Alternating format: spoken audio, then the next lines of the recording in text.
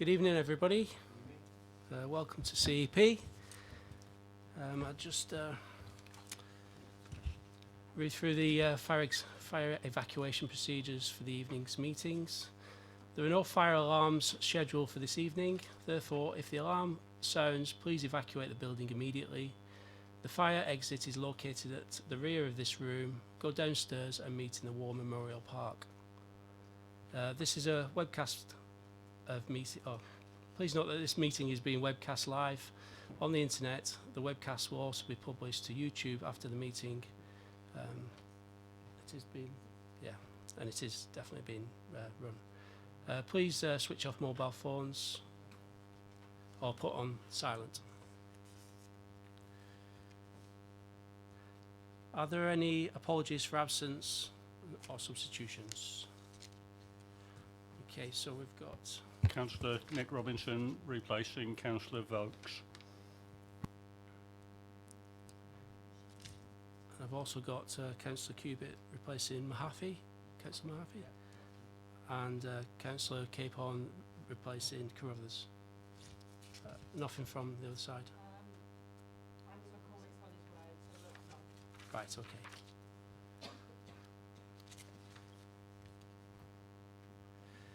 Declarations of interest, are there any? No. Any urgent matters? So I've got the minutes of meeting from the last, from the 19th of June. I'll leave those to the end and sign them when it's all finished. Has anybody got any problems with them for their accuracy? No issues. Okay, so I'll move on to item 5 on the agenda, which is a verbal update on the ice rink, and I'll hand you over to Mike Bovis. Good evening, members. By way of a verbal update, I've done some slides to go with it, and I hope they will make sense as we go through. So the task we had was to go through a number of actions which came out of the last committee meeting, which was last month, and I've summarised each one as to where we are really.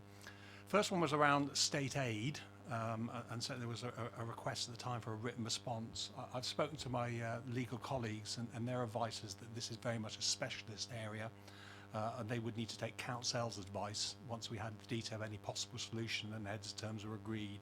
So they would need to know the detail before you could really work out the implications for state aid. Second one, I'm sort of just working through the ones that Ellie kindly gave me, was the members wanted to see the rink monitored by the council's health and safety team. Basically, this falls into two areas. It falls into environmental health and building control. So they kind of both get involved, and they're both fully aware of the situation at the ice rink. And I've spoken to them in the last week as well. One thing they wanted me to stress and just make sure members understand is that the responsibility for health and safety for the ice rink lies with the management of the ice rink. It doesn't lie with the council. Having said that, the council's teams will continue to respond to any complaints or concerns raised. So that is the way that is dealt with. But they don't proactively go out and monitor all the way, they respond. There was a query around current usage patterns of the ice rink, and that's something that obviously we don't have, something we've had to ask Planet Ice Supply. Originally, the report on the 27th of June last year contained some statistics supplied by Planet Ice. It was supplied on a confidential basis, but members can find that off if they're interested. I have asked them to expand on that further, and they have agreed to try and see what they could find. Both in terms of usage and in terms of times of day usage as well. So when I get that from Planet Ice, I will forward that on. You asked for an update at each CEP meeting, so here I am. I will be at the next one. Officers were asked to produce a feasibility study for a temporary ice rink, and I'm going to cover that as we go through these slides. We were asked to explain why we thought that the existing leisure park and Basingview were not viable for a temporary rink, and Neil will pick that up later as we go through. And lastly, there was a request that we contact the Cardiff, because there was a temporary rink built there and there was a bit of a history with it as well, and that's been done, so I will cover that too. Just a reminder, I hope that's sort of visible, but we had 3 sites which we are now currently looking at. We had one in Viables, which we talked about last time. We had the site at Thornycroft Roundabout, which we talked about last time. And there are also some extra land in Viables, which we think we'll look at as well. But what we have done is ruled out the sites that members were not keen to pursue, the ones that were covered by the GI strategy work. So in terms of which sites we're currently looking at, well, firstly is the site behind Tailor-Made Court in Viables. If you know the site, yeah, go on. Please do. Sorry, yeah. Thank you.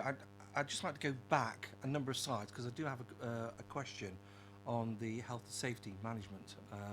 By all means, I think it's right that the health and safety management is fairly and squarely placed at the ice rinks management team, okay, but I would like reassurance that both environmental health and buildings control are liaising very closely with the management team with the ice rink.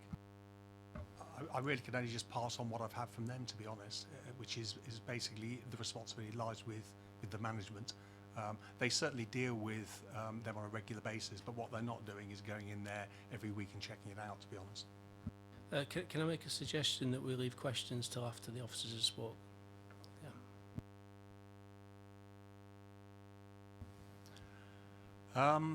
So I just summarise the sites. The ones that we're left with, effectively, having ruled out the GI sites, were basically the land behind Tailor-Made Court in Viables, which is quite a decent sized site, but it is being used to keep spoil, sort of earth and the like on it, effectively as a defensive wall. It's never been developed in the time that we've had that land. Size-wise, it looks all right. It would need quite a lot of work to remove that spoil, and that's quite expensive. We certainly found when we did the work on the police investigation centre. So, getting rid of soil that's been dumped is an expensive exercise, but it would need to be done to use that site.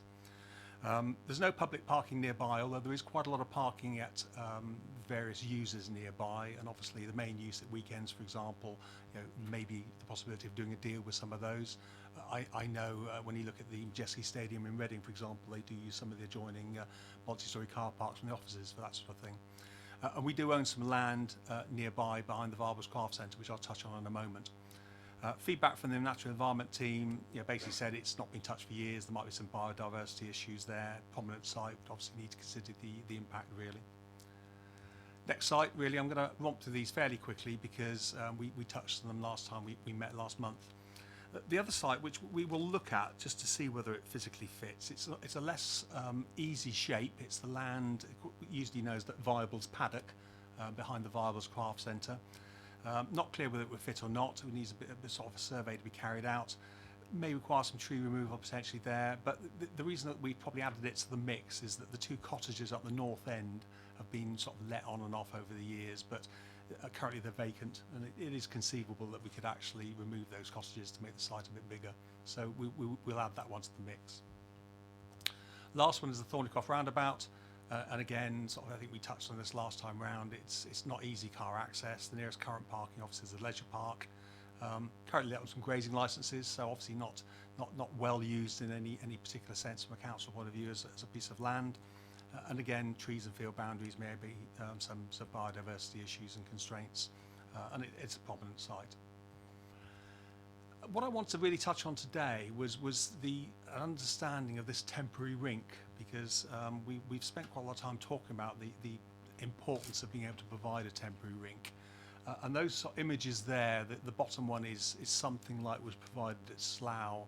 So when Slough refurbished their rink a couple of years ago, so I think it was finished last year, a temporary rink was provided, had very little spectator seating. It was more like a tent, effectively. And it was there for 12 months, and that was kind of its lifespan, really. And that was actually provided by Planet Ice for the council, while one of the Planet Ice companies refurbished the Slough Ice Rink, which is a local authority-run rink. The other one, the big blue one at the top, that was at Cardiff, and that was provided, and I think members and certainly some of the members of the public who came along were quite familiar with the Cardiff rink. Quite a lot bigger in terms of size, with seats of up to 1,500, 2,000 people. It looks like a big tent, but I think in further investigation, what we found is it's a lot more solid than it looks. So what we asked Planet Ice to do was give us some idea of what we'd be talking about as a temporary rink. So that's what we've done over the last sort of week or two. They supplied a drawing of what would be there, and you can see in terms of the rink, it's a full Olympic-sized rink. It's got sort of various rooms on the side for changing rooms for birthday parties and the like. There's sort of the spectator seating is sort of on all sides. And at the front end, there's a sort of a reception area and a restaurant bar. They're actually sort of building one currently in Leeds, and their view was that actually if they were doing a temporary rink, it would not be dissimilar to Leeds. So I've actually been to Leeds and had a look at it, and this is the Leeds building. So it's located in Elland Road, very near the football club. It's next to the park and ride, so limited parking with it, but great parking right next door.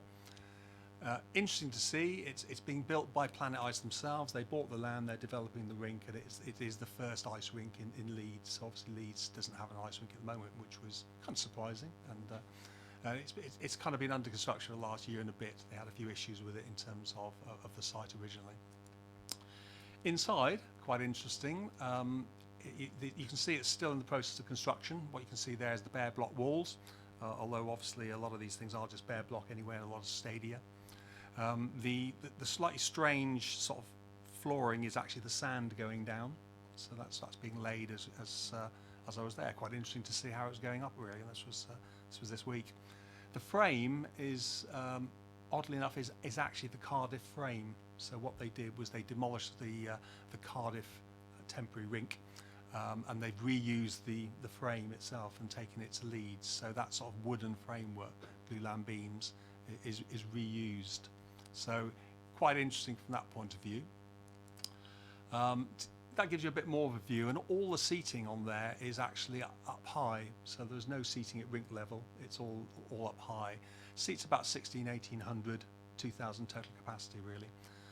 And it gives quite a good idea of what it looks like in terms of Planet Ice is thinking on a temporary rink. So, and certainly I found it quite helpful to understand just how permanent temporary could be.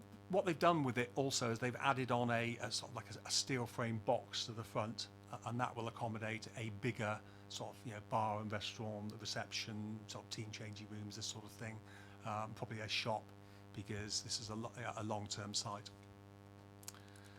I just thought it quite interesting to see. I mean, and it probably illustrates the nature of the beast, because on the right-hand side and looking down, you can see effectively the plumbing, because the rink itself is a metre and a half deep pit, which they basically it's insulated. There's a heater pad to stop the freezing of the ground underneath, which is exactly the problem we have in Basingstoke. There are sort of chiller pipes that go underneath, all fed through. These are the sort of the network of pipe work underneath. They then lay more insulation. They lay sand on top. They lay a concrete pad on top, and then the ice sits on top. So quite interesting to see. And I think the key thing for me was that's exactly what you have to do for a temporary rink as well. So I think that was quite key.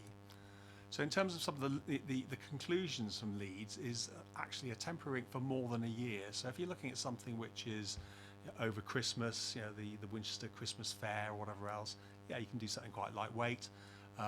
The 12-month one at Slough was relatively lightweight, but probably had a lifespan of about 12 months, and they were saying it was getting towards the end of it by the time they got to finish its use, and it wasn't reusable. Anything more than that actually needs a construction very similar to Leeds, and indeed Cardiff was actually that underneath it. So whilst it looked like a big blue tent, underneath it was solid block work to about 8 foot and a very substantial piece of building. The cladding itself may differ, because obviously maintenance is important, and I think they found the cladding at Cardiff was problematic one way or another. Considerations on temporary and permanent may vary depending on these things like ancillary accommodation. You may have more, more or less spectator seating in terms of volume. You may or may not have a shop. You may have a smaller restaurant. You may not have one. The reception may be more functional than grand. So you can see on the pictures I showed you of Leeds, they've actually added on more space at the front of what was provided at Cardiff to give larger shop, larger reception, larger bar area, whatever else. But key thing I think really is that the rink pad itself and the construction, the mechanical electrical plant, all the seating, etc. There's no real difference between something you provide on a basis for 3, 4, 5 years and something you do on a long-term basis.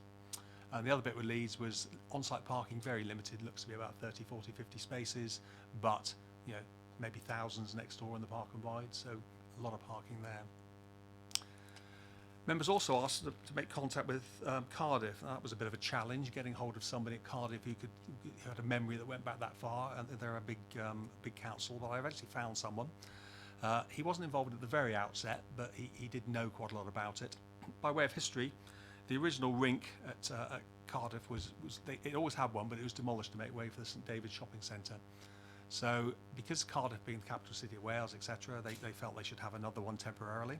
So they put one in Cardiff Bay, and this was the Cardiff Bay blue tent, the big one I showed a picture of a moment ago. Originally thought to be for 5 years, lasted near 10 in practical terms. But the construction beneath that tent was pretty much like permanent. So it had the tent effect over it to make it look more temporary, but actually very much construction-wise, sort of like as you would with a normal rink. I'm told it worked very well. They were very pleased with it. Towards the end, it was getting a bit tired. They did have issues with the cladding. So I think in terms of, and the comment was, if they thought about it, and putting a sort of tent-type structure next to the sea and the howling wind was probably not the smartest move with the benefit of hindsight. So they did have issues with that. The other issue with it they had was wind flex. So when there was a lot of wind coming off the sea, the actual the actual sides and walls would flex a lot. And I think there were a few occasions where people kind of abandoned hockey matches because they kind of felt the whole thing was wobbling a bit. But it stood the test of time and stayed there. The other issue with that sort of construction is noise.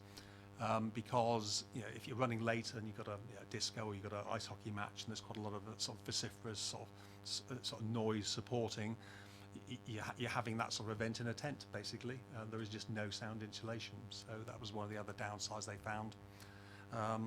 But from their point of view, it worked very well. So they were pleased with it as a result. They have actually now gone down the route of a new ice facility, part of a much wider regeneration scheme.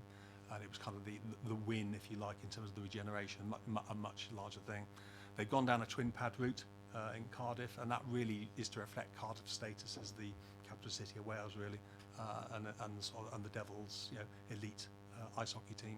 So that was kind of the feedback we had from Cardiff. They're more than happy to provide any more information. They were very, when I found the right guy, he was very helpful and very, and had a good knowledge of particularly the latter years and their learning on it. But key thing was it kind of worked well for them, the temporary rink. Neil, I think you were going to pick up the two bits in terms of why we were not minded about the leisure park or Basing viewing. Okay. Did you mention the site evaluation brief, the architect's tender, or did I miss it? Okay, yeah. So where we are now is Planet Ice have kindly sent us some drawings, as Mike said. We have put those together with a brief that we've got in draft at the minute that we're just finishing off for a three quotes tender to 3 architects that we've identified, and obviously we can't identify them in public because it's a tender process. We are going out to tender very shortly for a site evaluation brief on the 3 sites, and we're expecting a report back that looks at suitability, transport, availability of services and all that kind of thing. They evaluates the 3 available sites and comes up with a recommendation for the preferred location. So that's the work that we're doing now. We're expecting to have an architect on board by the September meeting of CEP, so they can come and talk to you about the work that they're doing. And then by the October meeting, we're expecting to have a piece of work that identifies a preferred site. So that's where we are on that one. There are a couple of other questions from the previous CEP meeting. One around the options for putting a temporary ice rink on the existing leisure park. And I've just identified the four main issues there. Are we on the right thing? Yeah. The four main issues there. Firstly, and probably not the most important, is the site is not in our ownership. We leased it to HCC, and they would certainly have to demonstrate best value if we wanted to put a private ice rink on there, and therefore that would add to the cost, so not ideal. But the main issues around using the existing leisure park would be in order to build out the new leisure park in an efficient way and not have gaps in service provision, we need to be able to design it such that we can build things like the aquadrome and stuff like that before we knock down the old one. And if we start filling up the gaps with things like a temporary ice rink, then that just makes that more difficult, makes it more costly, and anything that makes it more costly obviously pushes the possibility of a viable ice arena on the site back even further. So what we want to do is make that as easy as possible.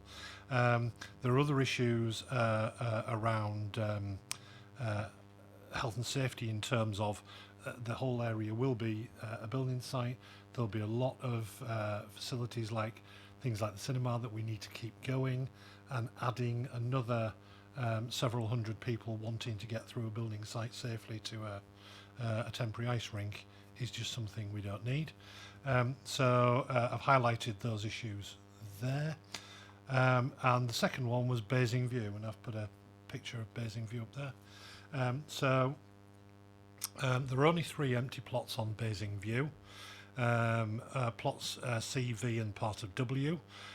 So if we go in backwards order, plot W is where the village hotel is going up, and the land requirement for the village hotel wasn't as much as the plot size, so there is an acre and a half which is between the new village hotel and the AA building, Farnham House, that is empty, but that's not big enough. And we have 2 other plots. Plot C is next to Waitrose and John Lewis Home, and that's a very long thin plot, and that's unsuitable. And plot V, which is the plot that has currently got the surface car park on it, just isn't big enough. Added to that, the local enterprise partnership were not very happy when I spoke to them about putting the ice rink there anyway, because obviously it's their enterprise zone. The idea is that that is all business and business related support activities. So that was those 2, and then Mike's quite right. We come to the final bit, which is finalising the brief to the architects. We're going to look at the outline feasibility for the 3 sites. Unfortunately, whichever way you look at it, that does need a formal procurement process. Although it's 3 quotes, we need to go through the process of cost versus quality. It needs to be evaluated. It will take a bit of time. So we are, as I say, we are hoping to get architects on board for the next meeting, so that they can have had a good look at it, and give you some feedback. Planet Ice have been clear that they want to input to that process as much as possible in terms of their expertise, although we are going to 3 architects with significant leisure experience. So that's quite good. And we will report back in September, hopefully, with an architect on board and the site evaluation underway. And as I say, by October, we are hoping to have a preferred site, and then it is very much over to Planet Ice to bring forward proposals for the new rink. That's about it, Chair, actually. Okay, thank you. Before I open up to questions, I just had a comment myself. You said there was a lot of earth removal from the site at Viables. Was that not a sound bund to protect from motorway noise? Yeah, it's further away from the motorway, and I think in the main it's to stop people getting onto the site and doing anything with it really. But I think what's happened over the years is, as sites have been cleared, stuff has been moved from one site to another. So the last few have had a lot more spoil on them than perhaps the earlier ones had, because the vials have been developed over some decades. Okay. Next thing, Stuart started the question. HSE, we've had issues brought up by the public in council in the last CEP meeting. We really should be responding to their inquiries or questions, and that sort of, to me, warrants more than just replying to new questions or new issues that come about. Well, I suppose I can only reiterate what was given to me by Building Control and Environmental Health, which is basically they do respond to all queries and issues. They will keep an eye, but it is not their responsibility directly. They don't have a monitoring regime. They do make sure that Planet Ice have a monitoring regime because they've got surveyors on board through Peter Brett, I think it is, who do the monitoring of the structural stability. So I think it's more their role is to make sure that that's happening. Sorry, I know Stuart wants to ask a question. Can I just say that the building control and environmental health are not actually in my directorate? Can I suggest we ask them to come to the next meeting, possibly? Because I really can't answer for them and neither can Mike.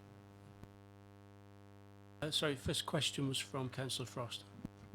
Yeah, thank you. I've actually got 3 questions, but I will just start off with a follow-up to my question that I asked. Okay. Please can you pass on my my request, okay, back to building control and also environmental health, that they monitor and give me some form of reassurance, and this committee some form of reassurance that they will be liaising, okay, very closely with the ice rink management team to ensure that health and safety is paramount. Thank you. Okay, next question was from Councillor Taylor. Thank you, Chair. I just really wanted to pick up on Councillor Frost's point.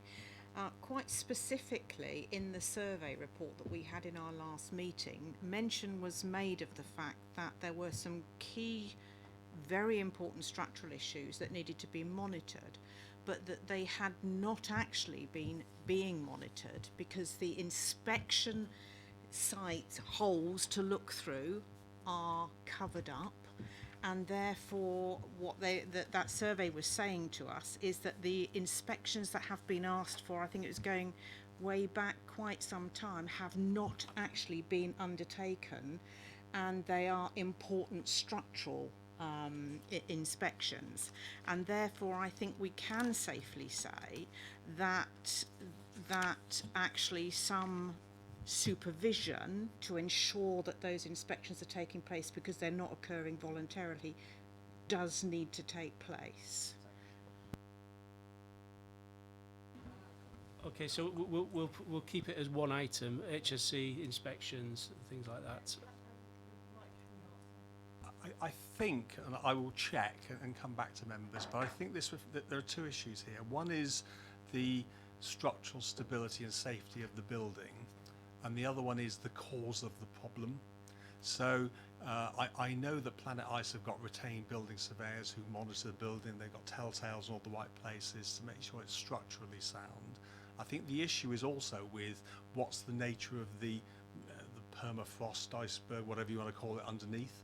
And I think the issue with that is you can only actually find out by drilling through to explore, and that certainly has not been done in recent times. But one is cause and one's effect, and I think what you will find is that, and again I think it's up for environmental health and building control to confirm, but I think what they're looking at is not cause but effects, to make sure that the building as it currently is safe for use, and that's their role.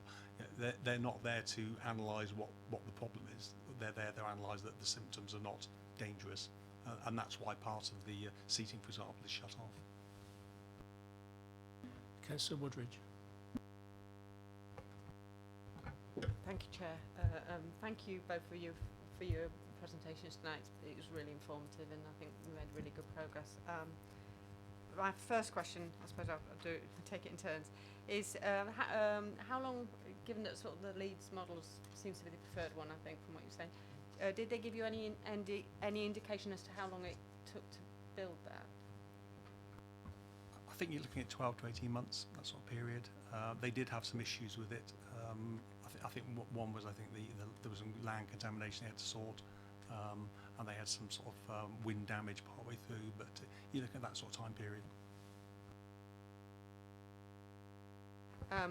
Given that the Cardiff sort of timber was used, could it add to it if we weren't using that timber? Interestingly enough, I think their comment was if they had their time again, they'd probably use steel. It's quicker and it's easier, to be honest. I think they used the Cardiff one because they thought it'd be wasteful not to, and it was designed to be reused. But I think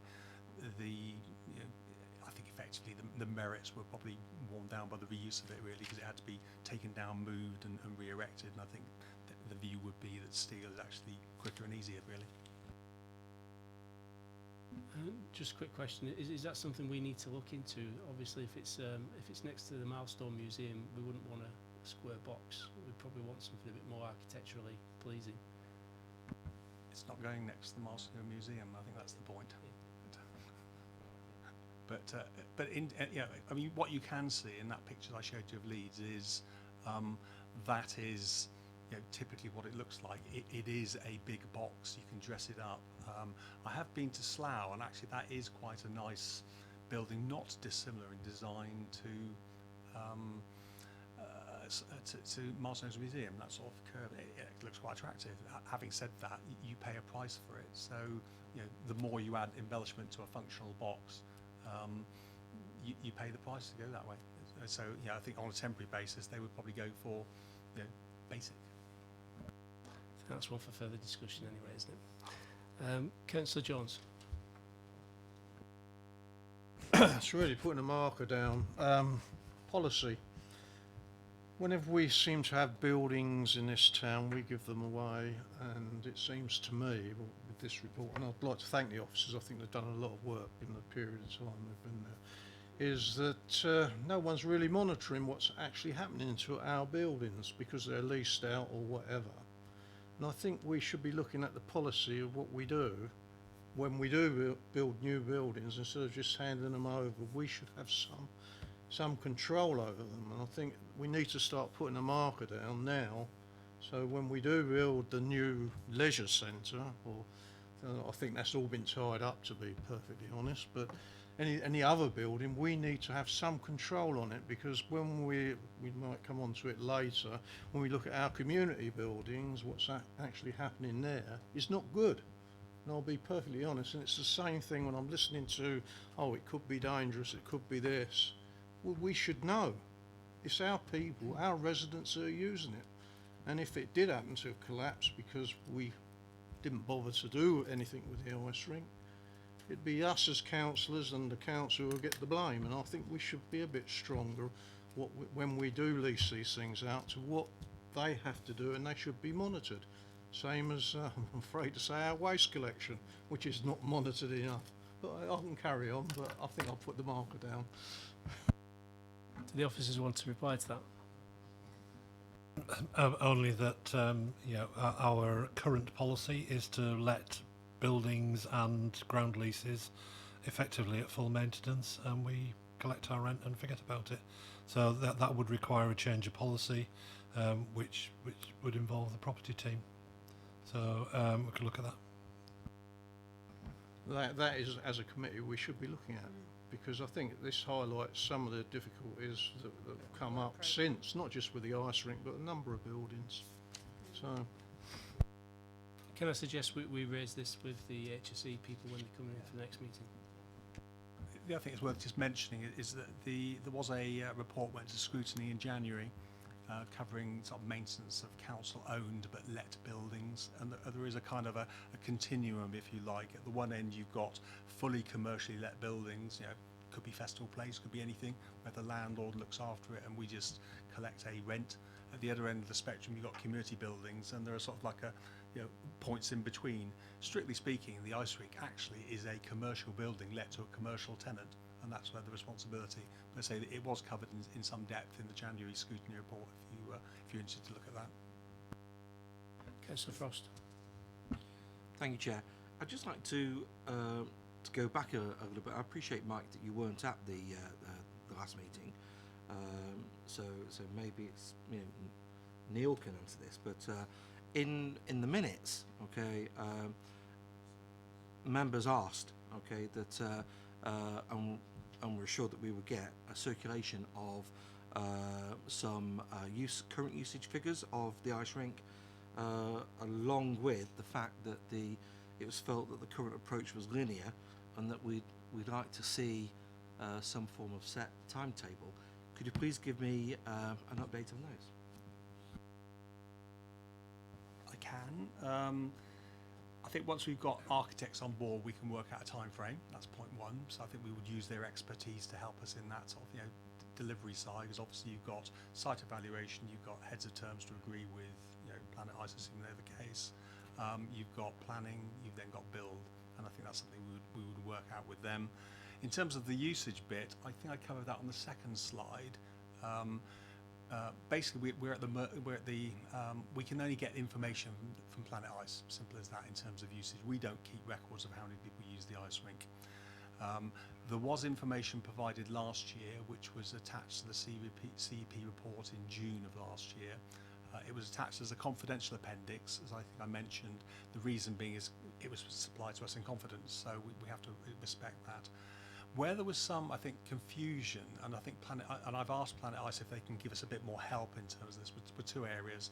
One was the times of day usage. So they were going to do a bit of an analysis to sort of try and explain when things happen and when they get used, because in the mornings there is use, you know, 6 o'clock in the morning maybe, but it's probably a small number of what are called patch users. I'm seeing some nodding from the audience here. I'm hoping I'm getting this right, but they're going to give me a bit more information on that. But when we get it, I will send that through. The other bit is in terms of group tickets. So if you go along with as a family and you buy a ticket, they sell you a family ticket. Whether you've taken 2 of you on the ice or 6, they don't seem to record. So they know how many tickets they sell. They might sell 10,000 tickets or whatever else. What they don't know is that means 50,000 people or 20,000 people. They just seem not to record that information. You know, as far as they're concerned, it's just the income really. So I've asked them to, you know, give us more information, both in terms of times of use and volumes of use. They've said they'll see what they can do. I'm at their mercy as to whether they can provide more information, really. Councillor Woodridge. Thank you. Next question was about the architects. You said you were hoping to get them on board by September. Will they be coming to the meeting in September if we've got them on board? Is that the hope? Oh, sorry. That would be the plan. Yeah, hopefully we'll get them on board by September. They can come and outline what they're doing, and then hopefully by October meeting they'll have done it, and they can report on what the outcome is and which is the preferred site and why. Councillor Jones. Again, when you mentioned some of the sites about parking and different things, while the architects are looking at it, should we not be looking at a park and ride scheme for these sort of venues? Because we all sat around the council, all pleased with ourselves voting for this climate change thing and everything else, aren't we good? But we should be putting that into place now. If we're going to, even if it's a temporary, we should be looking at park and ride of some sort, especially if there isn't a lot of parking around there, or it might be near houses or something. So I'm not saying it needs to happen, but we should be looking at it to see if it's feasible at least. Maybe put it within the brief. Yeah. Yeah, we need to make one of these sites work, and therefore we need to look at everything that we can to make it work. And if that includes off-site parking and busing people in, then that'll have to be done, won't it? Councillor Cubitt. Thank you, Chairman. There's a couple of, I am a substitute today, and I don't profess to be an expert on all the shenanigans that have been going on with regards to the ice rink. But I am passionate about Basingstoke having an ice rink. And there are a couple of things that jar with me with regards to the presentation, because of the cost implications. And I don't know whether the administration has given an indication of whether it has a budget that it is happy to spend on the provision of a temporary ice rink, and whether anyone's talked about a ballpark figure, because the first bullet point in your presentation was almost a kind of side reference to the fact that council's going to have to be hired. Well, that's going to cost a huge amount of money to determine whether it's deemed to be state aid. Maybe I've misunderstood that reference. Secondly, on the 3 sites that you've identified, and I'd like to drill down a little bit. I don't know whether the committee members have been privy to discussions as to suitable alternative sites for temporary ice rinks to date, or whether this is the first time they've heard of the 3 sites. But in each instance, there seems to be, negatives that represent massive spend for what is supposedly a temporary ice rink. With regards to the second site on the viables, well, the first site you made reference to huge soil that has to be removed. And we all know that that is something that is very expensive. Secondly, the second site you refer to, the cottages, well, I believe those cottages are listed. So I don't know why those cottages are referred to, because if they're listed, they can't be removed. The Thornycroft site, I don't know at all, but it didn't look like there was any room whatsoever for anything other than a funny irregular shaped ice rink. And since we know from the sites that you've visited, they are all a rectangle, the cost of a funny shaped temporary ice rink would seem to me to be a complete non-starter because of the costs. So state aid is an issue. The health and safety answer I'm still not 100% comfortable with, because I think our health and safety people have a duty whether or not they're responsible for the submission of monitoring. And thirdly, the 3 sites that you've proposed seem none of them to be suitable. And fourthly, if we're going out to tender, I'd love to know what the costs are to the administration of going out to tender bid, because we all know that that costs the administration money.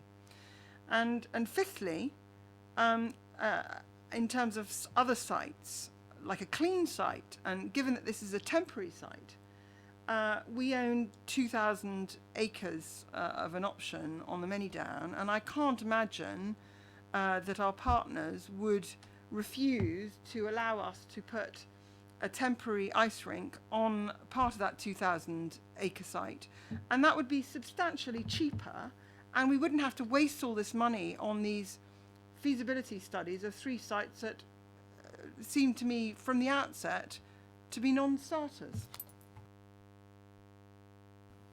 Shall I go with that one? Okay, rather a lot there.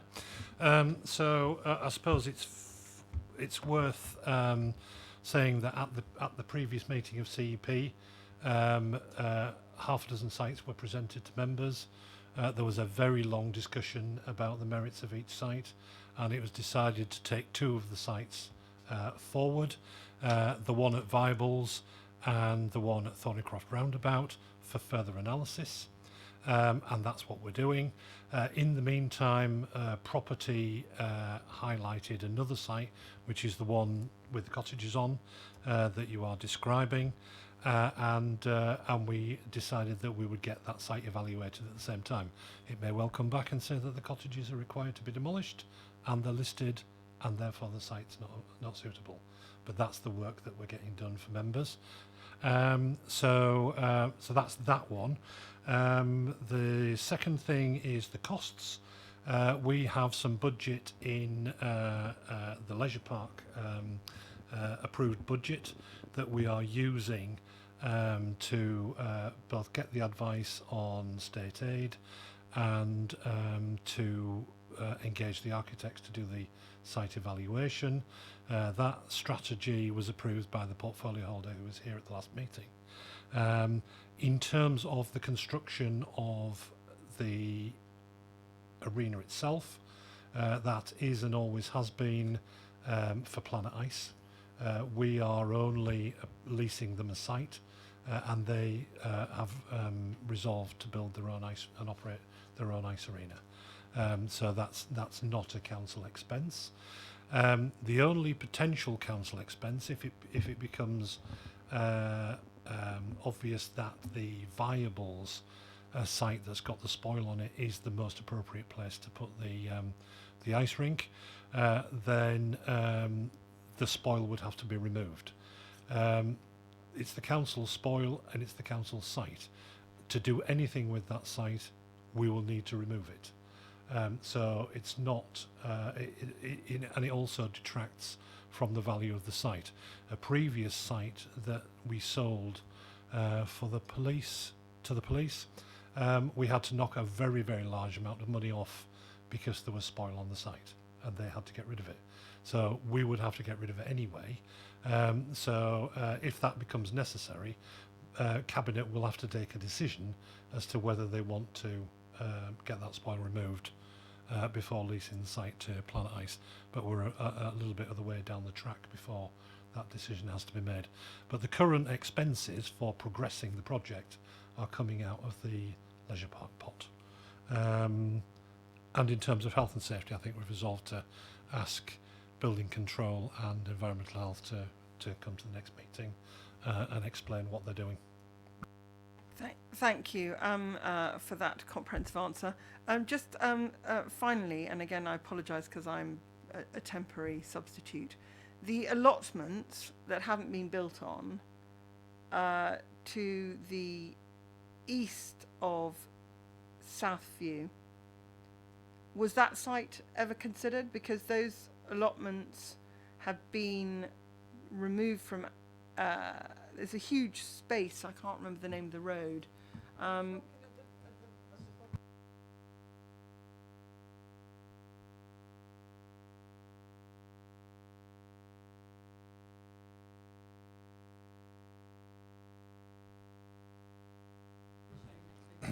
All right, great. Looking forward to that. There were a couple of other sites mentioned. Just forgot to actually mention that there was one at Brighton Hill, which was 6-a-side football pitches, and that belongs to the county council and is actually under offer to someone else for a football purpose. So for that, so that is scheduled to open in September. Yeah. So that's good news for them, bad news for us. So that one's gone, and there was another site in Popley that was mentioned, and that turned out to be part of the green infrastructure strategy, the same as Memorial Park and all the rest of it, so we didn't bother with that either.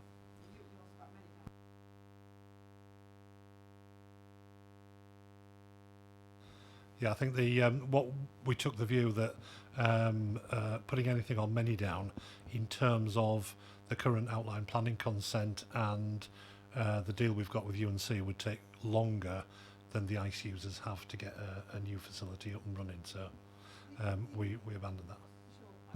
In the event that it transpires that those two sites are too expensive to proceed, the Junction 7, where we own the many down and where I understand ultimately there will be warehousing, that to me as a greenfield site would be the lowest cost, and it would be temporary, and it would be an option that should be considered by this committee at a future stage.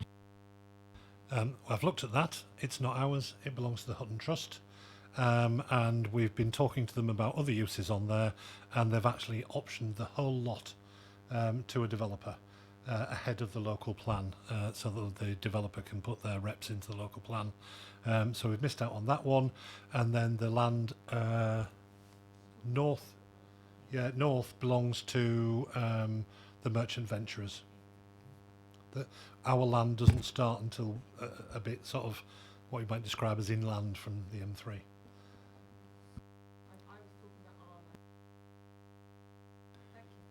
Councillor Frost. Thank you, Chair. I'd just like to pick up a little bit about the procurement brief. Is it fairly well detailed within the procurement brief that the clock is ticking regarding the timeline for 2 years? Oh, absolutely. There's no time to mess about. We need to get on, which is why we're going for a straightforward 3-quote tender. Get somebody on board and get the work done. Thank you. So just as a follow-up, is it possible that you could just very quickly outline the timetable for the procurement process, please? The procurement process, we've virtually finished the brief. We'll get that out to, and we've got a matrix that goes with it to evaluate it. We'll probably give them a couple of weeks to price it because it's not an unusual or large bit of work. So we're hoping that'll go out at the end of this month. And then they'll have a couple of weeks to price it, then we'll have to evaluate it, then we'll have to place an order. So hopefully by the end of August we'll have somebody on board, and then we'll be able to get somebody to come here for the September meeting. We're trying to move as quickly as we can.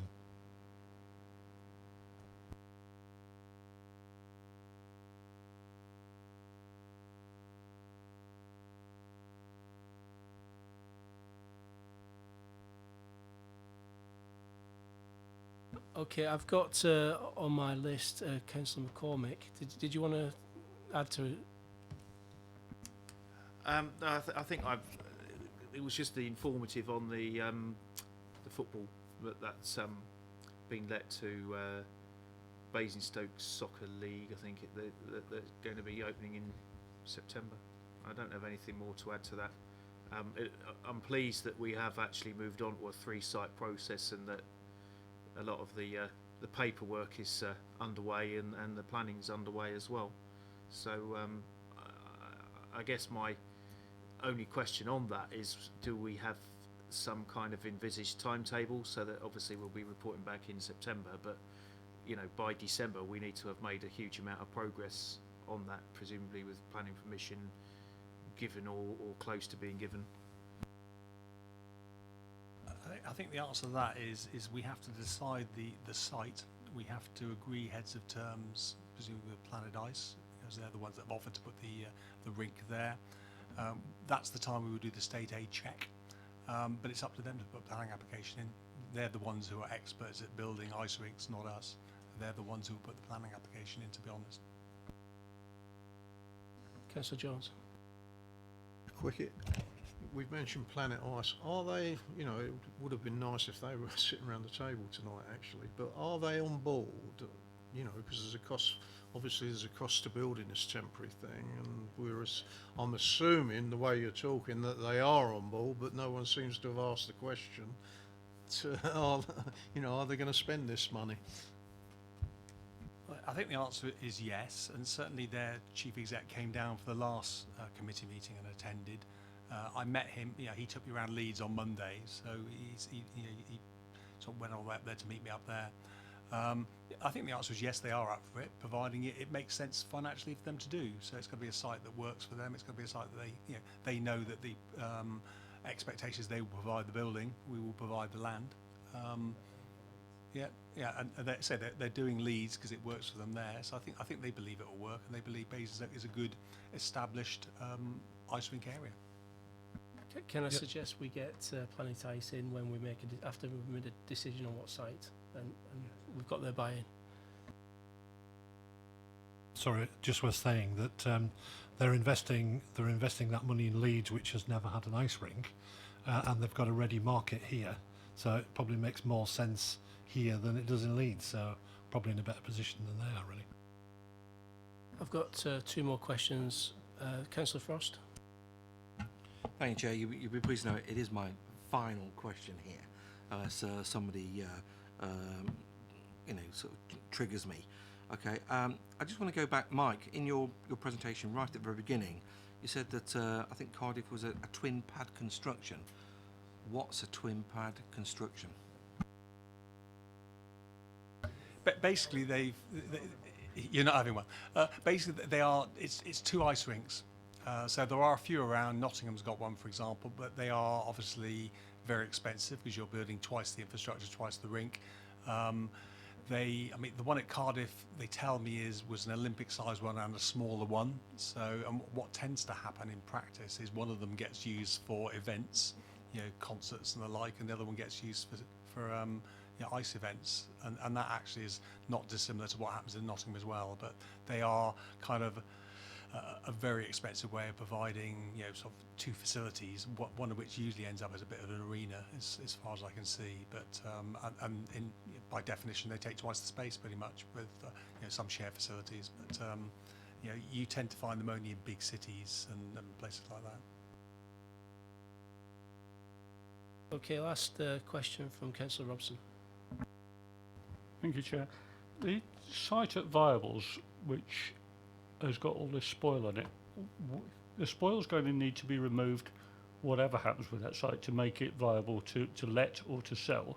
So I don't really see that as being a cost of producing or providing the ice rink. But where has the spoil come from? Why is it there? And why has it not been removed at the cost of the people who put it there in the first place?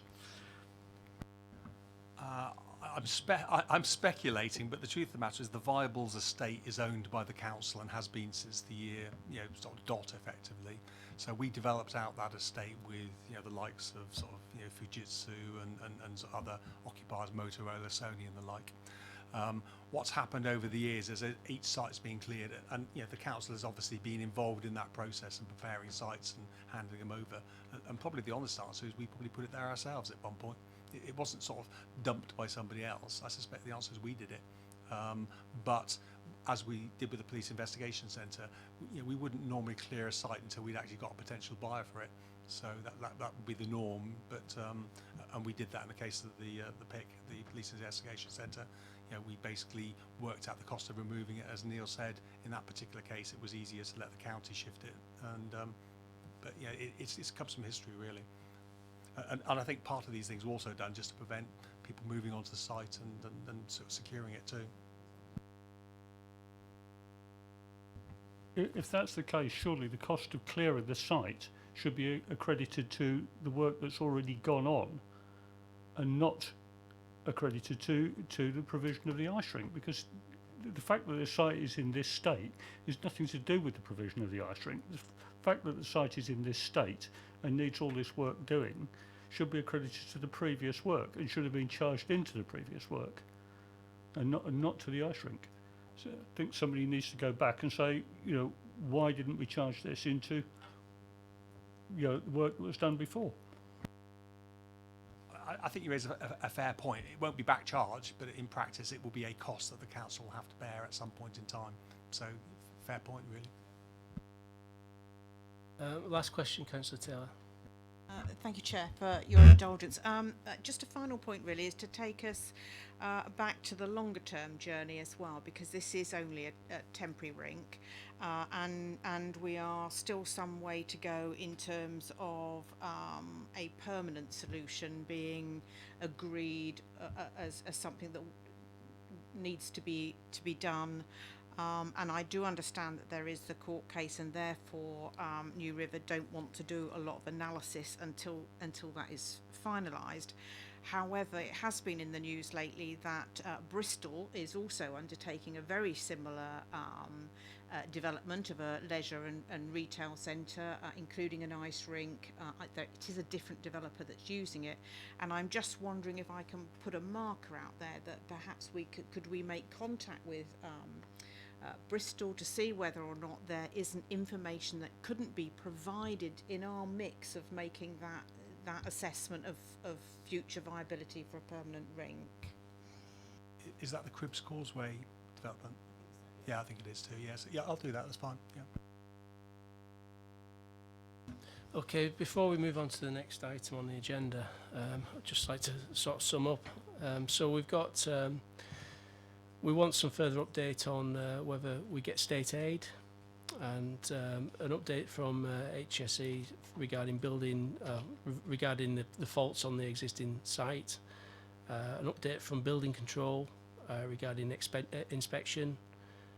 We raised parking issues and the potential park and ride, and we wanted to have some clarification on the budget, how much it was costing, and the cost of removal from spoil from the existing site if it's at Viables. Planet Ice were to update, to provide an update and update us on the buy-in of this scheme once we've identified a site. And I suppose Sorry, can I just clarify? We weren't actually looking at state aid, Okay, what we're looking for is counsel on the provision of state aid and the accusation. Sorry, the accusation that we aren't providing state aid. The other thing as well is I'm not looking for building control and our environmental health to actually really get involved about the faults that haven't happened.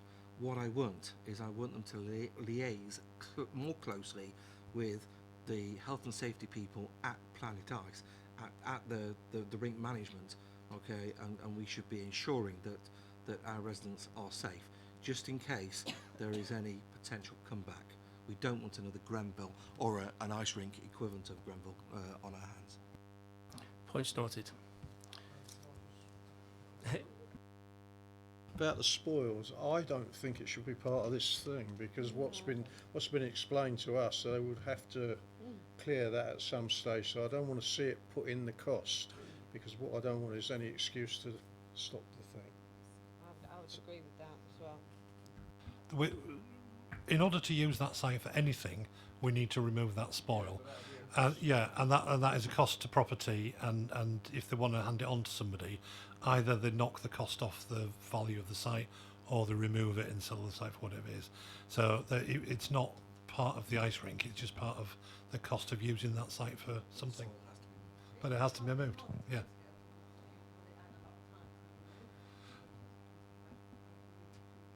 I'm going to do some early work with property to try and get them to at least mobilise the possibility of moving the spoil, so that we don't have to wait another 4 months for another tender for someone to move the spoil. So I'm going to talk to them about getting that work underway early, so that we can press the paperwork underway early, so that if that does turn out to be the right site, we can press the button and get it shifted. I'm aware that our next speaker has got to go at 8 o'clock. I'm quite happy to take a load more questions on this after the next item, if you want to do that. I was just going to say, tell them not to put it down until it's too expensive. It's going to be free, isn't it? I've been county council told that we can tip our spoil for nothing. Thanks. So I'll move on to item 6, update on the community asset and needs assessment framework. I'll introduce Stephanie.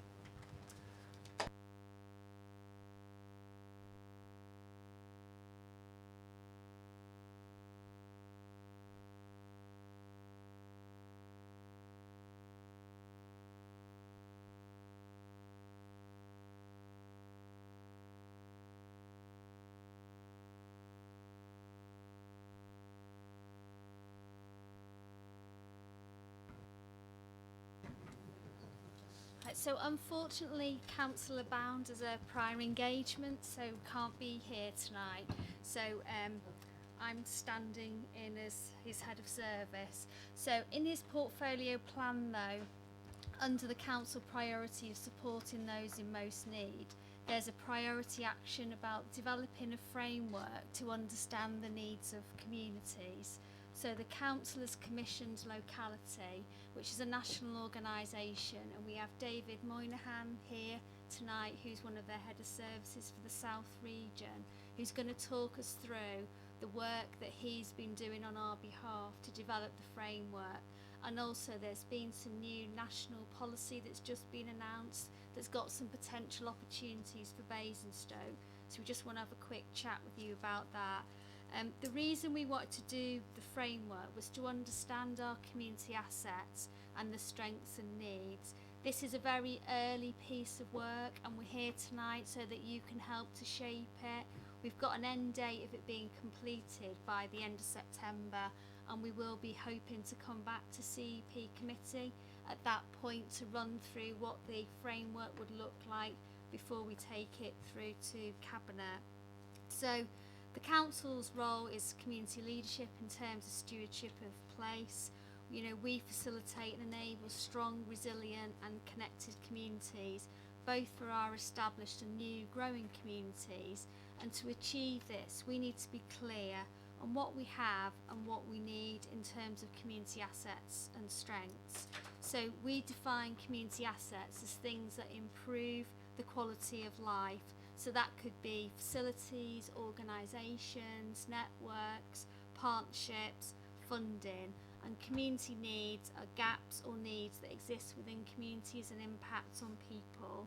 We've got a lot of information and stuff in different places, as have our partners and communities, but it's a bit incomplete, and particularly in terms of capturing the cost and social value of our community facilities.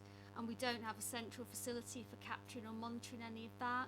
So this is where we're trying to move towards, so that we have a comprehensive picture of our communities. And the point of that is to help us make the right decisions about investment for our partners and our communities. So it will help our rural communities around developing neighbourhood plans. It will help our more urban communities around community plans. It will help our community voluntary organisations if they want to put in funding bids, because it will give us an evidence base for them. So we want something that's not fancy, something that's really user friendly, which is why we're looking at the moment at the how to, because we need to keep it live and relevant. So tonight we've got 3 questions after David's done his presentation of you. So what information would you find most useful for understanding place-based communities? What sources of information and insights could you contribute that would help us provide a fuller picture of place-based communities?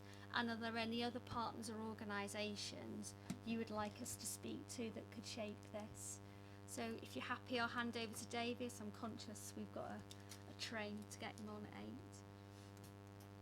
Thank you, Steph, and thanks for having me here to present this. I think you've actually covered it all, actually. But I think I'll go into more detail. I think it's quite important as well for you to understand where locality is coming from on this, and what we do as an organisation. So I'll be talking a little bit about that. As Steph also mentioned, I'll be talking about this communities framework, which the government published on Saturday. It's called By Deeds and Their Results, and that's a really useful context and framework for the country that's been introduced that I think is relevant for this piece of work. And then I'll talk about the work that we're doing and locality's approach to doing and some of the progress to date. And as Steph mentioned at the end, we've got an ask of you in terms of information that will kind of help us sort of compile this work. So I'll start with locality. We're a national organisation. When I say national, we cover England, and we are a charity. And our work is all around unlocking the power of community to create a fairer society. So we do that through 4 main areas. One is we provide a lot of specialist advice and support to community organisations around the country, capacity building. We help them with their financial planning. We help them manage assets. We help them incorporate and have governance documents, basically help them to become stronger and more successful as organisations. We also create peer-to-peer groups within our membership. So we have 700 community organisation members, and we create peer learning across our network so they can learn from each other, and a lot of them kind of value that way of learning. And we also help new groups create as well. So we try and give residents the tools to create new community organisations. And perhaps the method that you'll be aware of is neighbourhood planning. So we manage the neighbourhood planning programme on behalf of the government. And then finally, we lobby government, particularly MHCLG, on creating a better working environment for community organisations, try to remove some of the barriers that they face on a day-to-day through legislation and other means. And we've been heavily involved in this communities framework, so that's kind of a big win for that area of work. I'm going to skip over some of this stuff about locality because I think we're a bit short on time.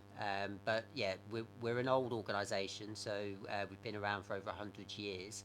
But here's some facts and figures, which I can't actually see because I'm not wearing my glasses and it's not on here. But Thank you. Yeah, so as I say, it says 600 members, we're now 700 members. We, as well as all the kind of social impact that you would expect from community organisations, there's also a lot of economic benefits from community organisations. So, for instance, they employ almost 7,000 people. They have a volunteer base of almost 34,000 people. And they own £779 million worth of assets. So it's it's an important sector economically and as well as kind of social in terms of their social value. And one of the things that we try to promote, particularly with local authorities, is community anchor organisations. So we believe that if a neighbourhood is served with a strong community organisation, possibly that is capable of running services, is able to manage a building, an asset, is financially independent, then this is a really important unit for that area and very important for its kind of long-term sustainability and resilience. So we're very much kind of an advocate of every area having an organisation like this, and I think a lot of the kind of big societal challenges, whether it's loneliness, ageing, sort of economic development, high streets, a lot of these issues can be solved through community anchor organisations. So that's a big kind of part of our kind of principles and beliefs. So yes, on Saturday, the communities framework was launched. It's a vision for how the government can better support community organisations around the country, can encourage more citizens to become active in their communities, more involved in community organisations, and really about empowering communities to have more control over the issues that affect them locally. So that's the vision. The commitment is around kind of 4 areas. Trust, connectedness and local pride being one, active citizenship and local control, having shared community spaces, so having spaces that people can use and come together to use, and shared prosperity with no community left behind. So these are the 4 kind of pillars that the government are going to focus all of their kind of communities work around.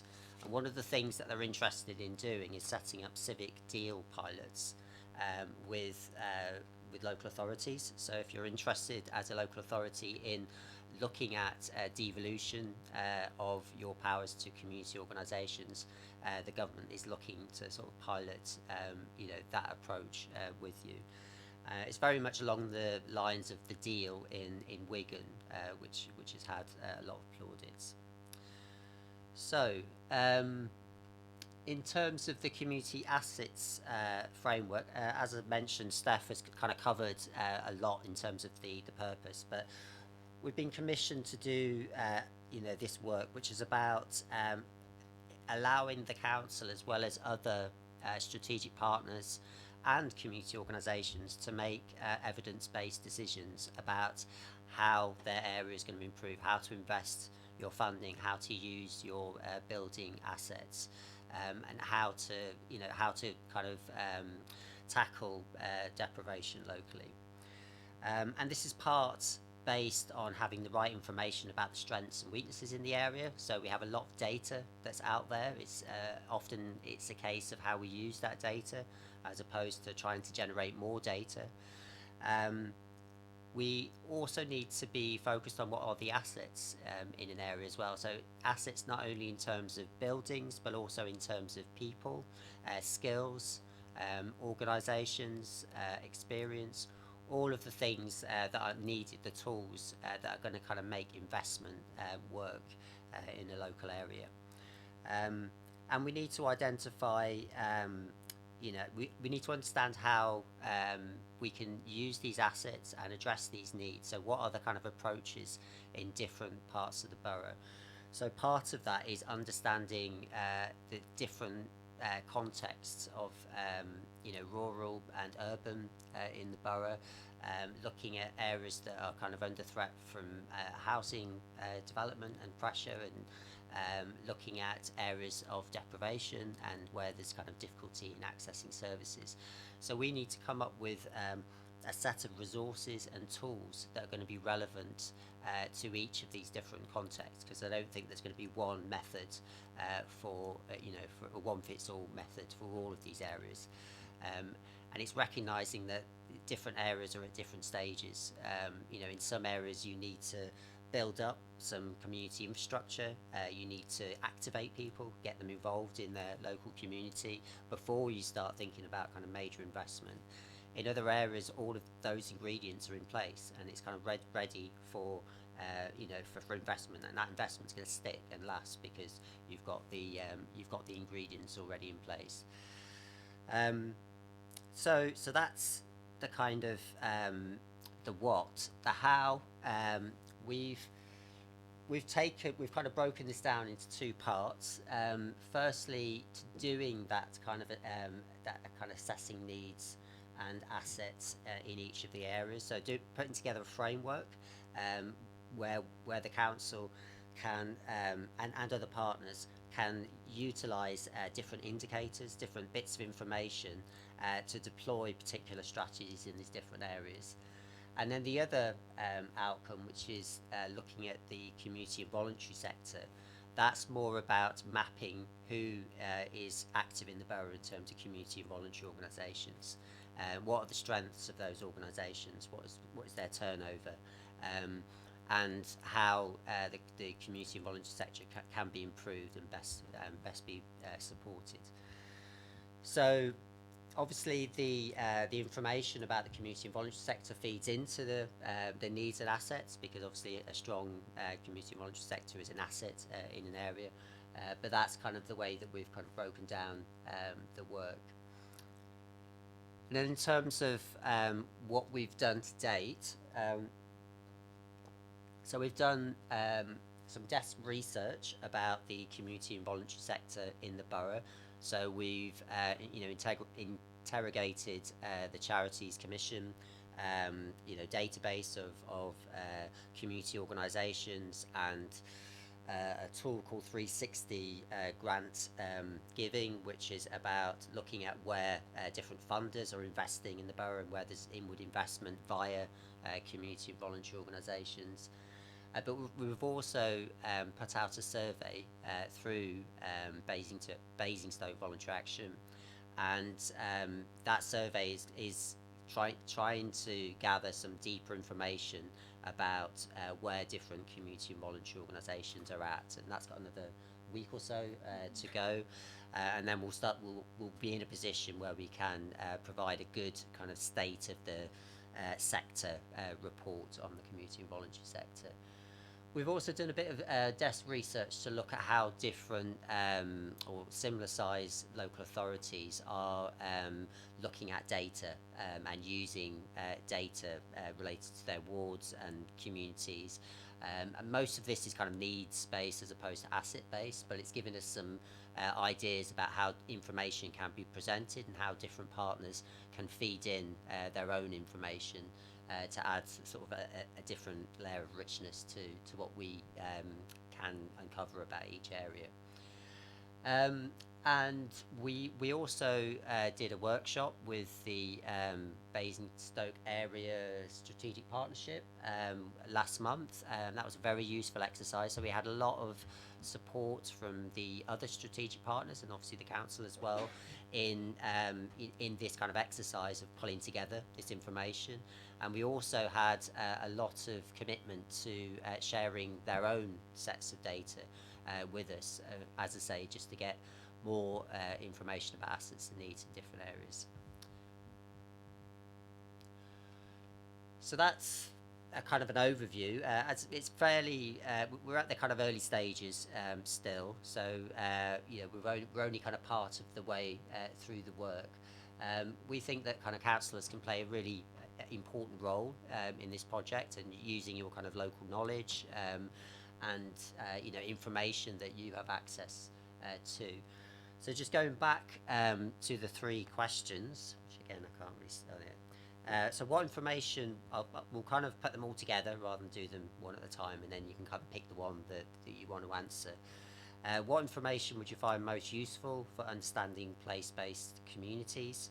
So as a decision maker yourself, what information would be important to you for making those decisions? What sources of information insights could you contribute that help to provide a fuller picture of place-based communities? So what is the information that you have about your wards, your communities? And are there any other partners or organisations that you would like us to speak to that would help shape this work? Okay, thanks for that. So I'll open up to anybody. Councillor Frost. Thank you. I'll get the ball rolling. I have to say, of the three, questions that you're asking there, for me, probably the easiest one to answer would be the third one. Partners and organisations. I would certainly like you to speak to the various parish councils. Absolutely without fail. I think I know for my urban councillors opposite, they may not necessarily have access to parish councils, but certainly, I found the clerks and the parish councils an absolute goldmine of information, and they are the people that do really tend to have their fingers on the pulse as to what's happening within their little piece. Regarding the information that I find most useful, I suppose almost the contact information. So how do we get hold of these places? A quick overview about the services that they provide. And I suppose an asset value. I suppose if there's anything else like that sort of thing. I'm still trying to read my way through the paper that was released on Saturday, and I have to say it's by my bedside. And last night I had to read a couple of paragraphs, and then I was in the land of Nod. So it's very hard work. But that's kind of my initial feedback for you. If that helps. I think it's probably worth speaking to the other councillors, and because obviously we're only a select set of councillors and cover a certain amount of wards, and obviously we've got lots of parishes in there. But I do agree that the parish councils are probably the font of knowledge for this, aren't they? So, Councillor Jones.